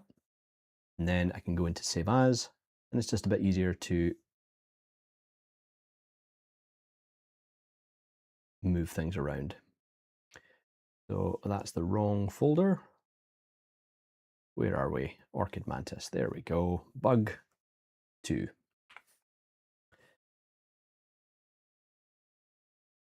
All right. So we've got the, let's get the head. Let's see, that's the head. So got head. And this is the eyes. I'm going to call these antenna base. And then just antenna. There we go. And we're going to call that body. And we'll call it, I'm going to call this the backpack because I don't know what else it's called. So it's called the backpack now. And I'm going to just adjust a few little parts on that.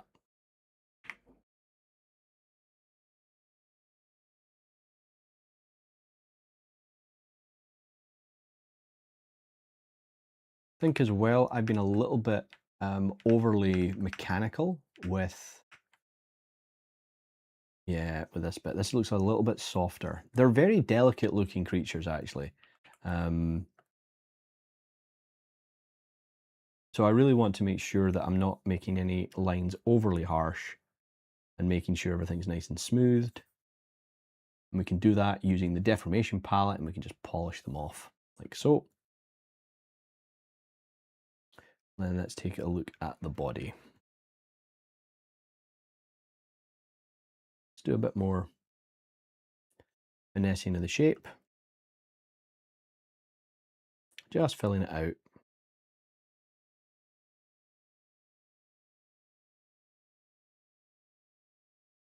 Phase caldera, delicate unless you're an insect. I can imagine so, yes, because I know at their scale, they must be very, very tough.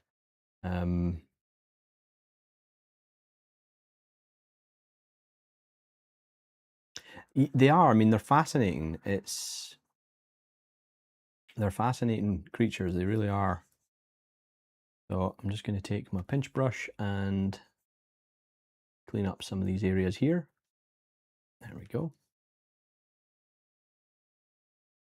Let's do something with these arms. Okay, so I need to find what the benefit is that there's actually quite a lot of photographs of their claws. But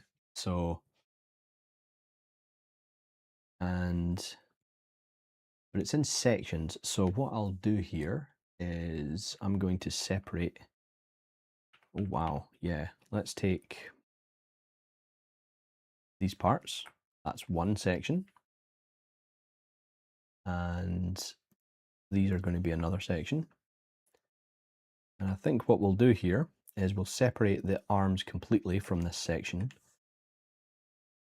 and work on them independently. So we'll just rename those arms. And here's the thing, folks. Again, I'm quite happy to keep going today. We will keep sculpting, even if it means we're spending about another hour, maybe up to another hour. So of course, if you've got other things to do, that's fine. You don't need to hang around. But I'd like to try and get this to a pretty complete point. So I'm going to clean up the antenna before we move on the arms. I'm just going to go in and delete bits I don't need. And do delete hidden. Oh, there we go. Delete hidden. Close holes. It doesn't like that, so let's just delete the lower. I think I've gotten to that point as well in Zbrush where when it says things to me, no, I don't like that. You've got too many subdivisions. It's fine. I'll just delete them, and I'll deal with it. So close holes. There we go. And now I'm going to just do a quick polish on those. I do actually want to smooth them, but again, I'm going to turn off tablet here and then change the smooth down to 50. And then that way I know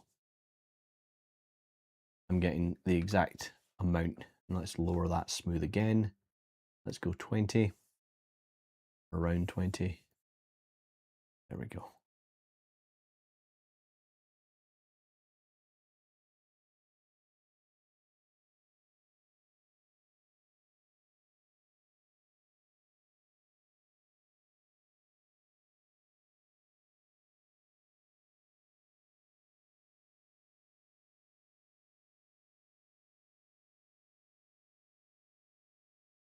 All right. I'm looking at this reference image here. I may have moved, the arms could be, I might have made the arms a bit too low. It's probably a good thing that I think the arms actually go up here. But I've made a hole there, so. Okay. We're just going to leave his arms, her arms where they are. So yeah, we're just going to leave them where they are for the time being. And I know I keep saying, let's do the arms, and then I keep spotting something that I want to fix. I'm going to take the eyes here, turn off Dynamesh, and we're going to Z-remesh them. It's going to take a little time to Z-remesh, and then I'm going to do a auto groups. I've got 2 of them. Go under UV master, and I'm going to turn on poly groups and hit unwrap.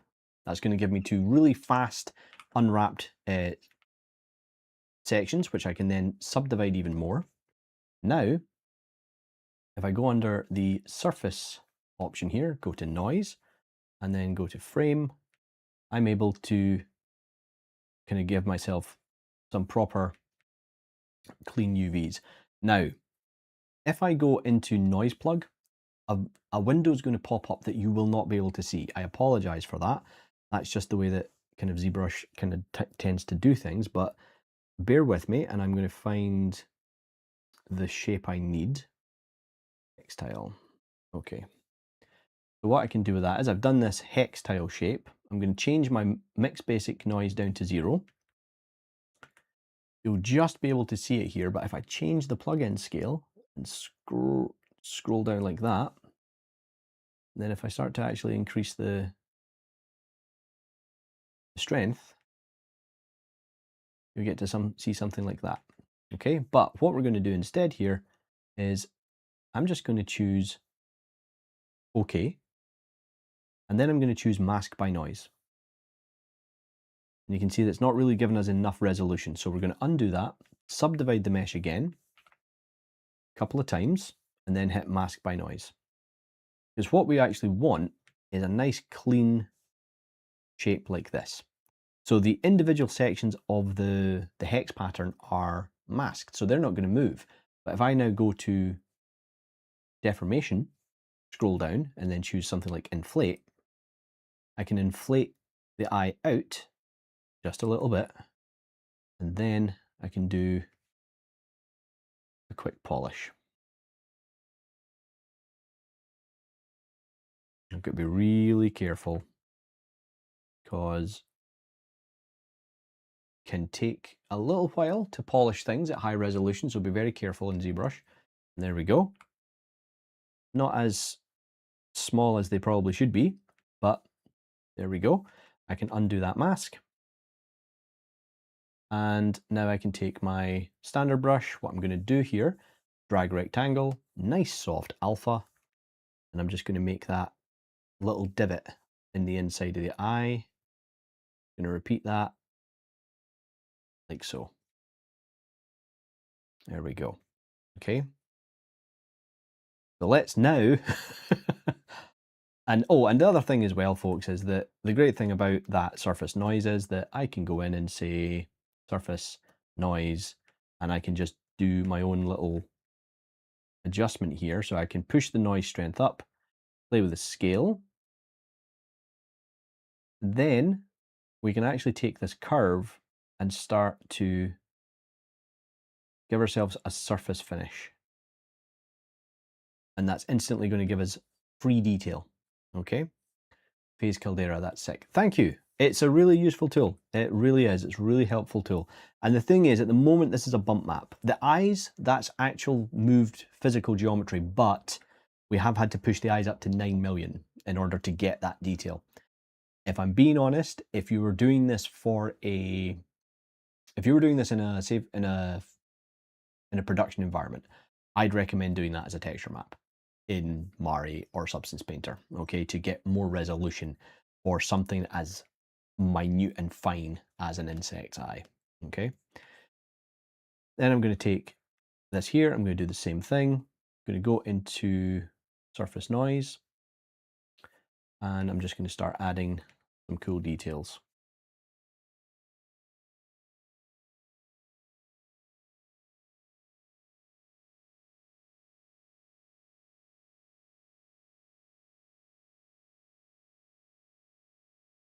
You can obviously get brushes as well that are going to do this for you, but I don't know if I like that.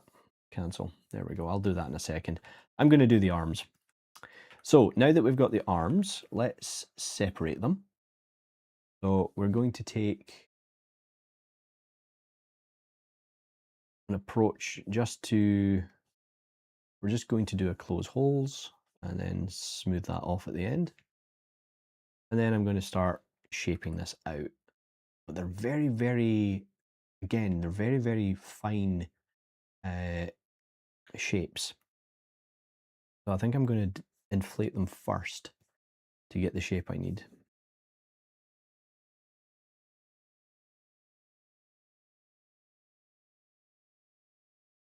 And we'll just, they've also got these little spikes on them, but I'm not going to put those in really, not for the whole arm. Oh no, I forgot to put mirror weld. Okay, so I just need to do if you make a mistake, and you forget to turn your symmetry on, there's a quick way you can fix it when it's two separate models like this. You can do mirror and weld, but what Zbrush is going to do is it's always going to mirror from the left side over to the right. And again, if anyone from Maxon is watching, please give us the option to switch this, to just change it up, just a little toggle, so that I don't have to, you know, do the following, which is go down to deformation, mirror, so it flips everything, and then do mirror and weld. You know, for example, there's these little buttons here, right, at the end of various features in Zbrush, and it would be really cool if we had a button there on mirror and weld that did exactly this. It flipped it and then mirrored it so that we got it from whichever side. Anyway, just a little bugbear. I'm old. So I'm now going to take the middle part of the arm, which actually, let's turn symmetry on this time, shall we? It seems to be the largest, and just going to pull that down using AccuCurve. And again, these things are kind of hollow. They've got these really cool shapes to them. So I'm going to take the pad cleanup brush here and just, which I just use as my clay brush. I'll do something like that. That's quite cool. Let's bring some of that back a bit.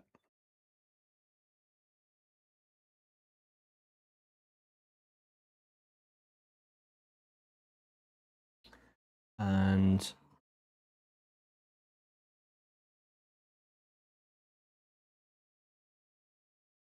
go back over to the body here and do close holes. I think what we'll need to do is just carve into this a bit so that we can push this back. We've got a socket for that Dynamesh. Oh, it's saving. Maybe working a bit too fast for it.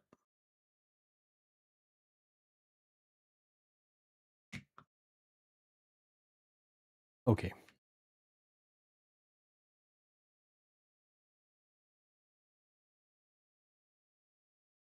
Oh. Anybody notice I forgot to put my tablet back on? So I haven't been using any kind of pressure sensitivity. Oops. Not to worry. The funny thing is, you don't actually need pressure sensitivity for a lot of things in ZBrush. You can get away with a lot.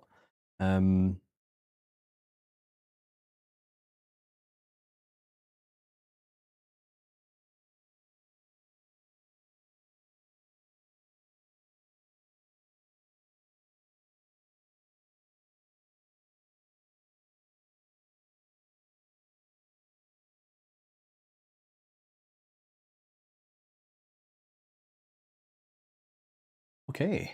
I'm going to get to the end here. There's another part with this that it looks as though this is quite a violent looking part of the. I mean, I get it. They're hunters, so we need to. Right. I think what we'll do is we will just take the move brush. Okay, and I don't like that, so I'm going to make sure I've got AccuCurve off, see if that fixes it. I'm not really getting the curve I want, so I'll switch over to the Move Elastic brush. Okay, I'm going to lower that intensity down, make the brush quite big, and then I'm going to start pulling this out. And you can see that it's giving me a much wider fall off, so it's a lot easier to get curved shapes.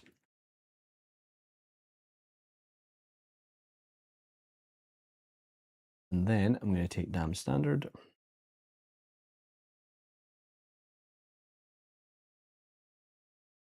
Oh, we should maybe fix that, right?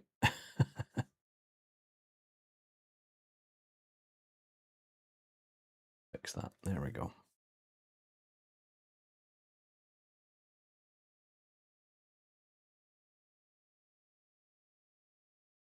We'll probably need to put little spines on the front legs, I think. And maybe these kind of forearm parts. Just subdivide that a bit. Let's get some more.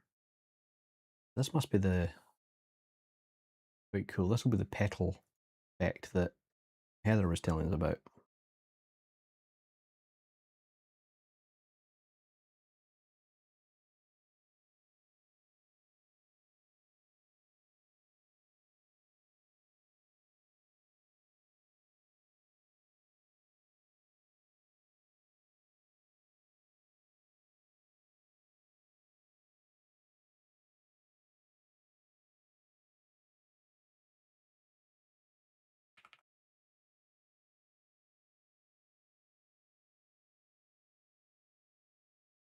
Okay, folks. Well, I have to be honest, folks. This has been one of the more. This has been a really, really fun creature to make. And in fact, I think I'm going to look and see for, because I'm not going to lie. It's been really difficult to find creatures that begin with X and Z, other than the obvious ones. Obviously, we could do a zebra for Z, which I might do just for the fun of it. But for X and like Y and stuff, those are difficult creatures to find that that begin with that, that it isn't their scientific name. But I have a feeling that maybe insects might be the way to go for something like that.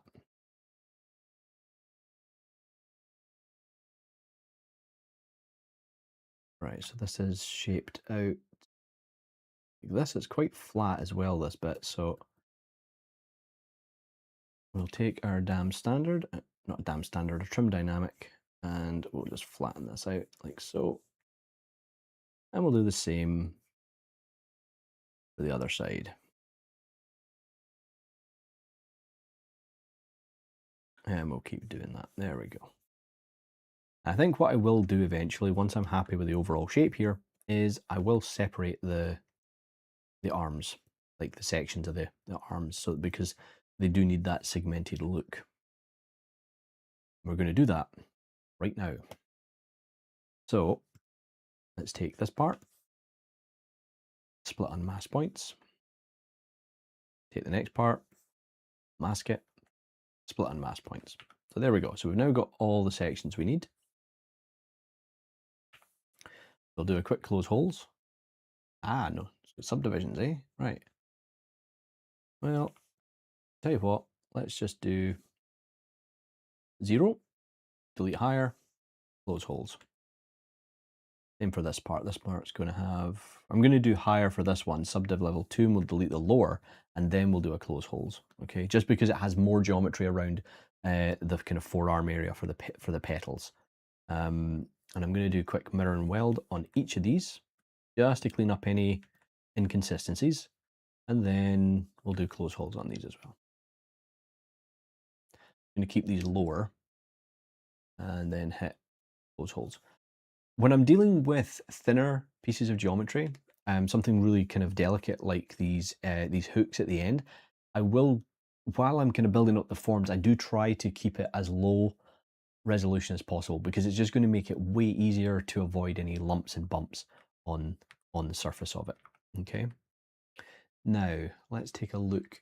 This is where it gets tricky, or well, really tricky actually, because trying to zoom in and find out where. Because what I think I've done here, I've made a mistake. These look like they're scalloped in the way, like this. Let's just take the standard brush. Never sleep on the standard brush, folks. A very good brush. And if you screw up your brush, just go into brush and choose reset current brush, and it will fix it. I said brush a lot there, right? Sorry.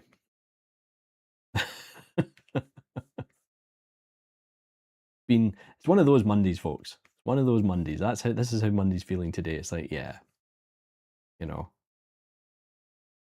we go. That looks way better. Right, that's looking much more insect-like. And we'll do the same in here with the standard brush. We'll just get these all looking Nice and neat.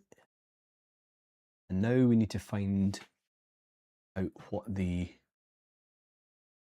Oh, that's cool. Oh, I just noticed something. They've got little extra feet that come out the end of these hooks. Almost like legs. It kind of looks like a stabilizer or like a kickstand for a bike or a motorcycle. I need to check I've got the size right because I think I've maybe made them a bit too small, but I can fix that later. That's not a huge deal. Okay. Right, let's get the... Oh, that looks quite good. I can use that. That's cool. Right, so these look like little ball joints. So we'll do that. Make the ball joint.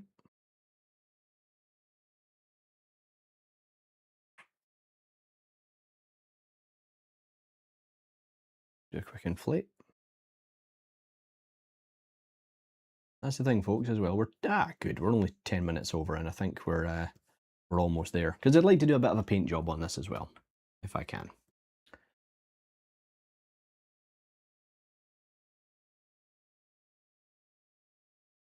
And to give you an idea, this is the type of work I do when people want me to explore an idea, or they say, right, we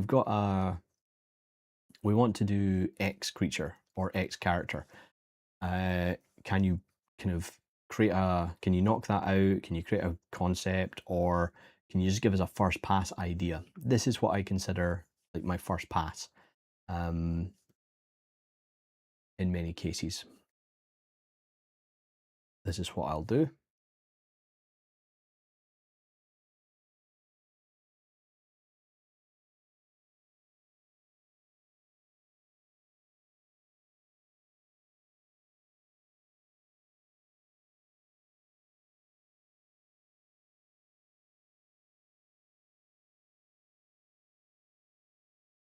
Using the pinch brush to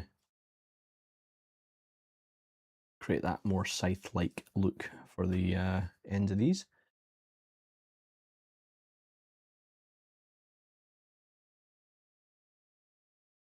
Yeah, these are definitely way too small. Right, let's just jump into T-pose, transpose master mode, and let's get these looking a bit better. So we'll just position this at the arm, but in the middle. Then we can just scale it up until it looks about right.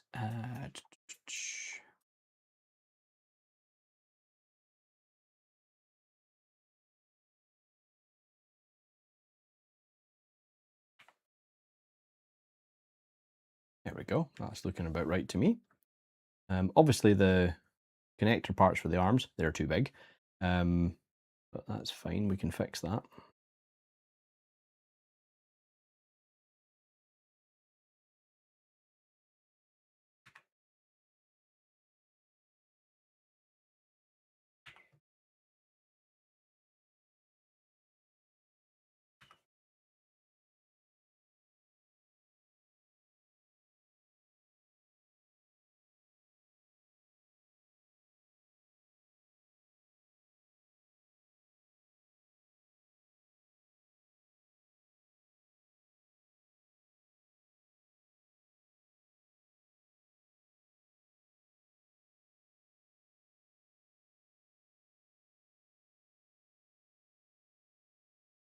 Okay. And then we'll come out of transpose master mode. Now we've got our larger arms. So we need to do exactly what we were doing before. We just need to clean up some of the shape here a bit. Then we can start thinking about putting a quick bit of color on these things. Oh wait, I think I've screwed up the shape a bit here. So let's pull that up.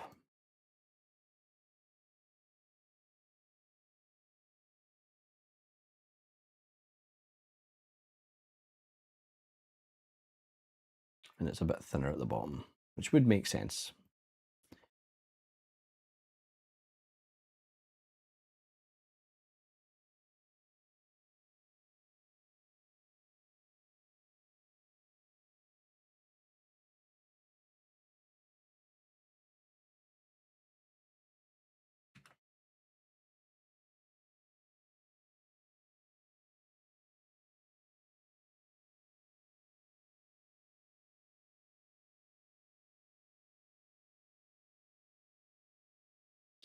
All right.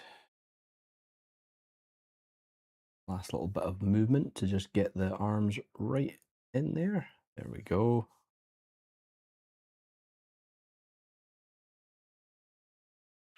Quite a lot of lumps and bumps on this, but no big deal.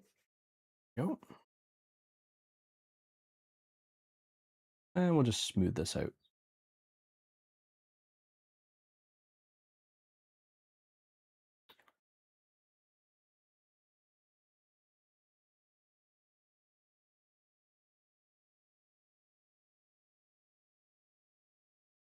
So now that I've got the parts separated and cleaned up, I'm actually going to go back and combine them again. I know that's it might sound a bit crazy, but trust me, it makes sense. So what I need to do for this is I need to make sure that I have the exact same amount of subdivisions for each part that I'm merging down. That's the only way that Zbrush is going to retain those subdivisions and allow us to continue sculpting on it properly. So the top of the arm, let's call it the humerus, or your upper arm, has 2 subdivisions. The lower arm has none, so we'll do subdivide that once, and then we'll subdivide what is essentially the hand as well. Now, when they're at their highest, I can go into these, just make sure they're in the right order.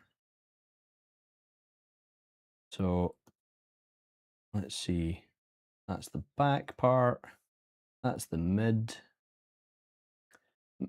upper, mid, and excellent. Okay, so let's take that and do merge down. Okay, and I'll do the same, merge down. Okay. And now, if we go back up to geometry, you'll see I still have all of my subdivision surfaces intact. Okay. But I've cleaned up my subtool palette a lot because I know that those meshes aren't going to be subdivided together again, or sorry, dynameshed or welded, and it means that it's going to be easier to rig, or sorry, not rig, but pose. So now I can kind of pose like this or do that, and then if I wanted to bring the arms in, I could, so I could mask out this, and then I could go down to here, and then I could bring them up like that. Maybe rotate them in if I decided to, like that. There we go.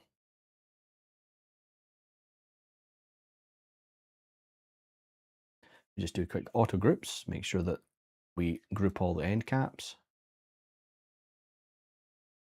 And then we can just rotate those down. There we go. We need to group these together again. That's no big deal.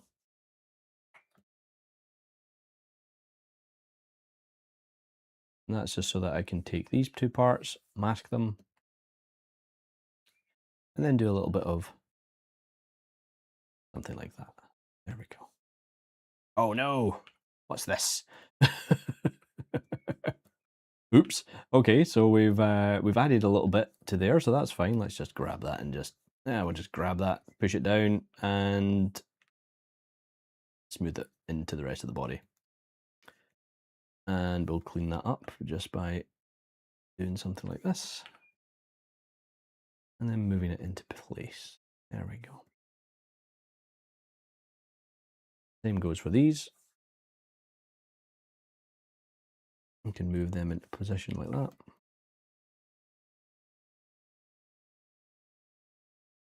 And then we can set up the subdivisions. So now we've got a little bit of an option. We've got a few options. We can clean up.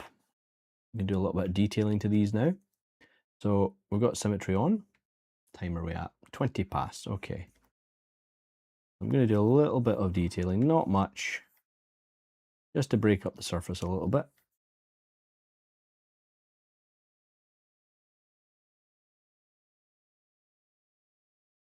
we go. Look at there's a bunch of spikes on all of these, but it's not something I really want to kind of worry about at this point.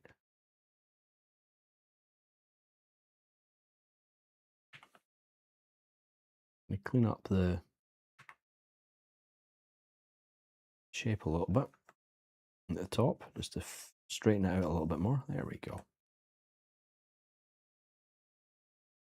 Okay. Let's put a bit of color on this, right? So we're just going to do a little bit of housekeeping. We'll call some arms. We've got the backpack, the body, the antenna base, the eyes, and the head.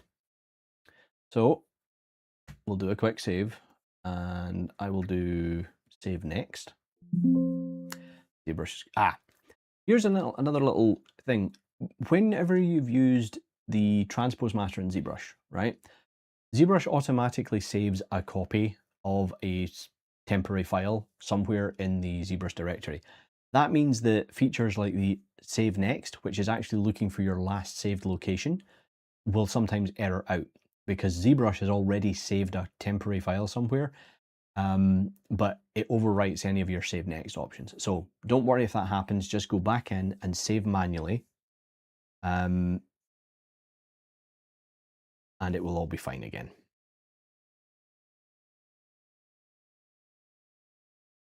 Okay, so I've done that, I've saved it manually, and now when I do save next, I don't get the same error, but I'm up to the next iteration of save. All right, so these guys are kind of interesting. So we're going to do, I think we're going to start off with a skin shade like this, something quite bright. And we're going to fill everything with this object. So we're going to do material, and actually let's just do mRGB. So that's going to fill the material type, and it's going to fill the color. And we'll just do fill object, and just do that for each one for the time being.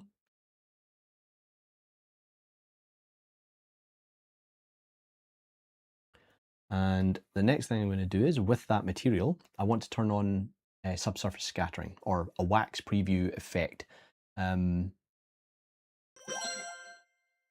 Oh, NPC Fatal, thank you very much for the follow. Oh, hi FBI, how you doing? So in order to get that to activate, I have to wait for the save. I'm doing okay, thanks FBI. I'm doing okay. We have to go into render. We're going to go into render properties, and we're going to turn on wax preview. Now, when we go into material, I can increase the strength of this. And if you look closely, let's take a closer look at the mesh here. Move that to the side. Go into material, and if I increase the wax modifier, you should start to see a little bit of a pinkish halo appear. It can be quite hard to see sometimes, particularly through a live stream with the compression. But I'm going to take the temperature and put it down really low. And hopefully that'll kind of cool it down a bit. And that's just going to give us a bit of translucency to our orchid mantis. And now we can start painting. So I'm going to bring up my reference here. One of the images I have, the whole thing is pink, but I think it's because it's one of those like really close-up images. I'm going to go for something a bit more subtle, or maybe not. I'm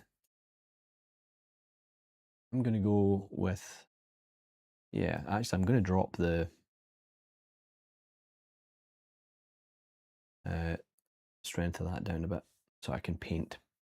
We can take our paintbrush and we're just going to bring in a pink color. Quite bright, should I say.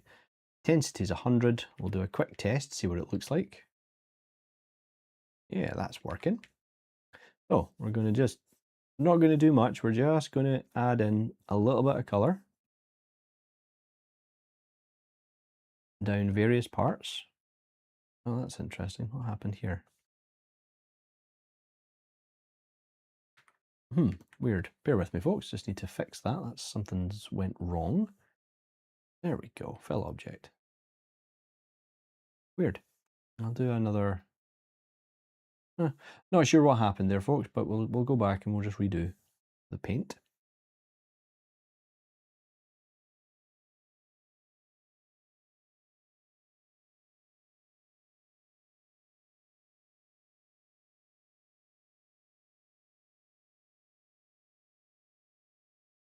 So I'm just doing a kind of base coat here for the lighter pink. Bring that round into some of these shapes.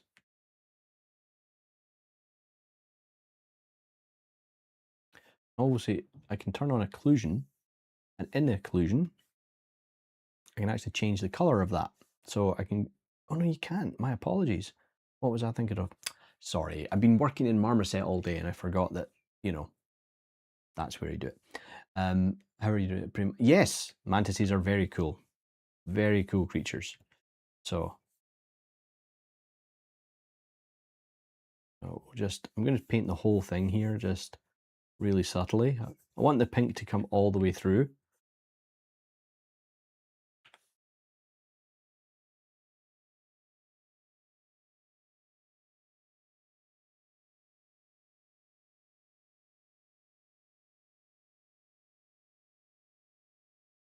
And then there's a bit of green bottom here.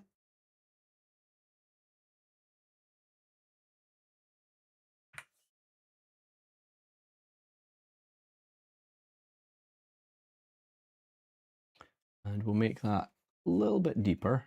There we go.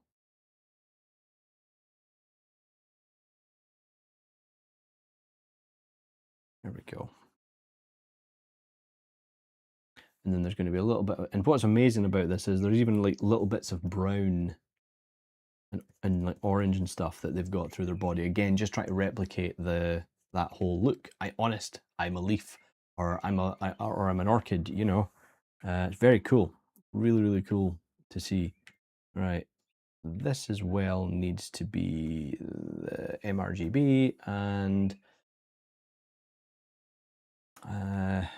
let's see. Maybe just focus on the head for the time being. The head's a bit of a different one because there's all sorts of different colours that I'm seeing with these. I'm going to use the original photograph that we have. I'm going to add a bit yellow through it as well, and some deep pink into the eyes.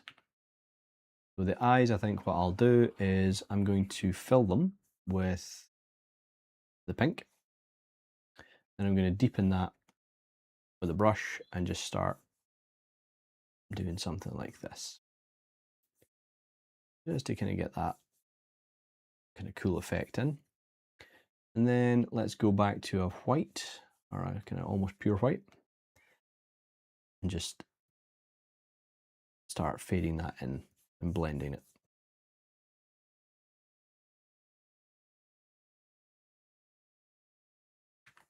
We'll lower the RGB again here and just run over the top of that a little bit. And there's that yellow, which actually is, as we found out, when Heather was on, she was mentioning that this is what indicates that it's a female mantis, so that's kind of cool. And there seems to be quite a lot of this yellow color throughout the head. And again, I think that's more the translucency, but I'm going to integrate it, I think, throughout the painting of this character. And just break it up a bit. And then we can switch back over to the pink. And we'll bring that, the reference I have, which is this one here, you can actually see the pink continues through into the front of the face. And I'm just bringing in a few different elements like that. There we go. This will be a fun one to do to render in Marmoset because of the translucency, which you can get inside of Zbrush. It's just a little bit harder to get.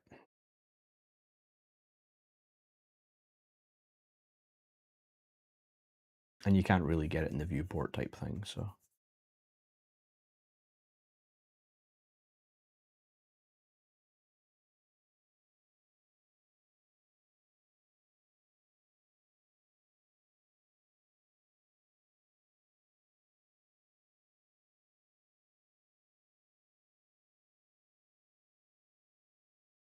I don't know what's happened to this, but we're going to switch it back over to white and just do a mRGB fill object. Oh, wrong color. Try that again. There we go. And we'll grab the pink again.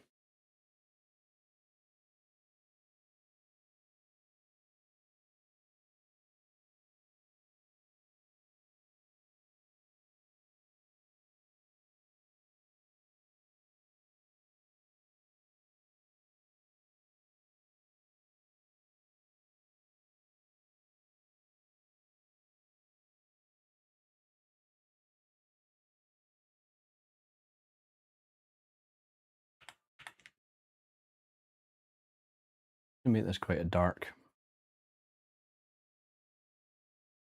color.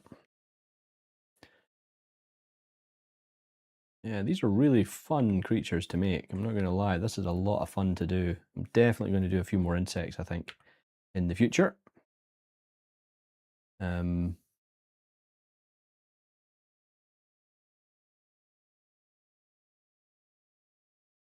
Oh, weird. Delete hidden and close holes. There we go. I'm just going to take this part at the bottom, make sure we've got symmetry on, and just extend that out a bit. Just smooth it out. There we go. The next thing we're going to do is, oh, wait a minute, the antenna, I didn't think about that. Oh, the antenna is just white. So, but it's not a very bright white. Why is that a fill object? There we go. What I will do with it though is I will bring in some of this, some of the yellow that we had, and we'll just put that at the base here. Actually, what I'm going to do with these is I'm going to merge these together. So I'm going to subdivide that, and I'm going to merge down the antenna and just rename that. So I've got the base and the antenna in the same mesh, and we might do the same with the backpack and the body. So the backpack has 2, I think. Oh, it has 3. Okay, so we'll just subdivide the body so that it has 3 as well. And now when I grab it and do a merge down, hit OK. Going to take a wee second.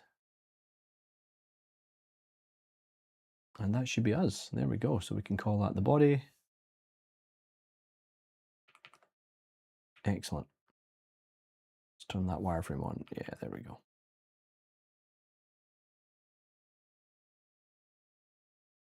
Okay.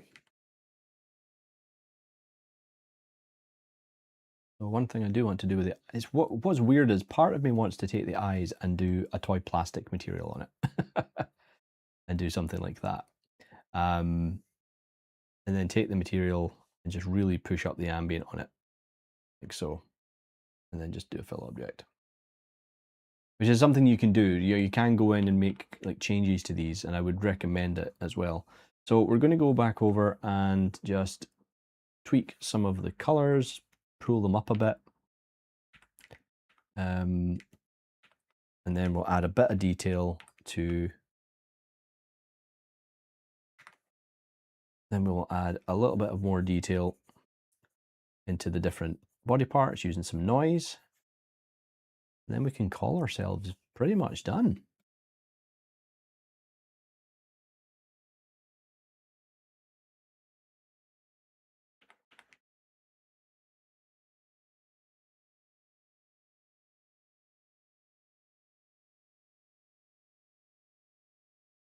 Although it's quite easy to get carried away with the painting.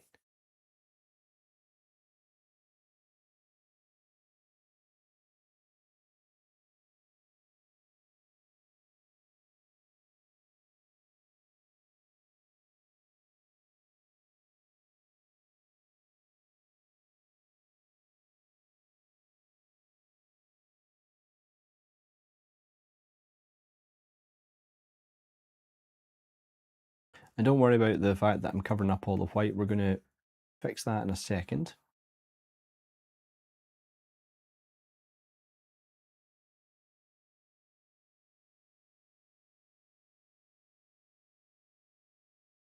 But there is something that I notice here that I need to fix, and that's this intersection here on the arms. So I'm going to take this one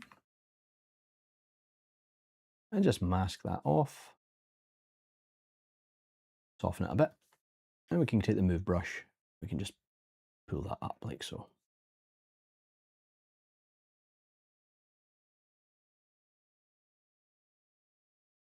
There we are. Okay. We are definitely getting somewhere with this. This is looking pretty good. I'm going to do another save next, and then we're going to take the body here. We're going to go into surface, turn on noise, and in here I'm going to take the color blend down to 0, just so that we're getting a nice clear indication. And now I can start to increase some of the noise, maybe just play around with the curve a bit more carefully this time, just increase that strength. There we go. And then hit OK. And then what you're going to see here is once we get the head back on, you can start to see some of that detail, but it's maybe a little bit too intense. So let's go back. And you know what? Actually, I'll show you another trick that you can do. If I go to the head here, and I'm quite happy with the consistency of this, I can go into edit with a head, and I can do save, or actually I can do copy. So I've copied the settings for this noise. I'm going to cancel that. Go back to the body here, go into edit, and then I'm going to do paste, and then hit OK. And that is way better than what we had before. And we're just going to do that for every part of the body. So noise, paste, OK. Actually, one thing I do want to do though is make sure that that color blend is down at 0 and hit OK. There we go. Do the same for this one.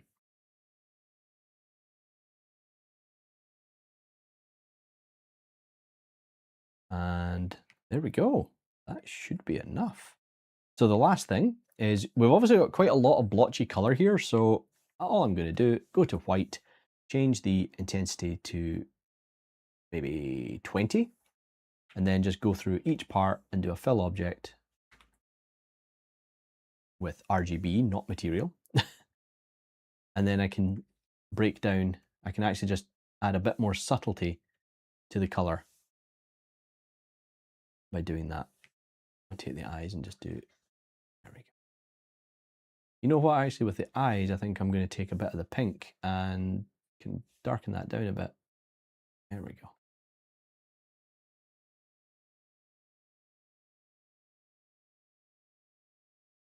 Take that yellow. There we go. Paint. We can just really brighten up that. That's better. That looks nicer. Lower that intensity and we can just start to bring some more of that. Whoa, that's way too high. So let's bring that down even more. Just bring that through the rest of the head. Like so.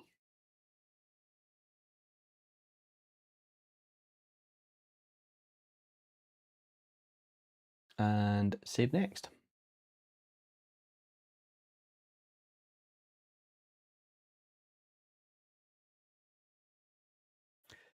Last little thing to do though, I think, is to go into T-pose mesh. And we'll do a wee bit of an adjustment to the head. So we'll turn off polyframe, mask the head,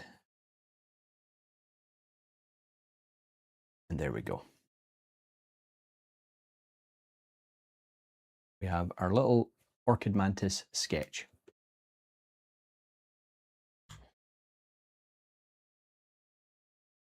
I'll just hide the, there we go. Turn on dynamic perspective, and we're good to go. It's not perfect by any means. There's lots of bits I would like to continually just keep going with. And I think it's translucency. It's really, really hard to get that look. So let's go in and let's take the our skin shade material, and we'll just up the strength of that. There we go. It's just going to add a little bit of translucency to it. The eyes are bothering me though. I'm not going to lie. I think I'm going to change them back to skin shade. So, oh, that's better. There we go. All right. We'll do another save next. Okay, did it again with the posing. And number 7.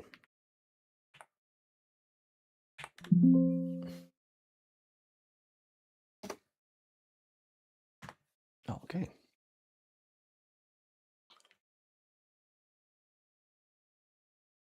If we do a quick render, BPR render, you get an idea what it looks like, but it's not going to look great. So it looks okay, but I've probably pushed the wax modifier strength too high. And then in here, you can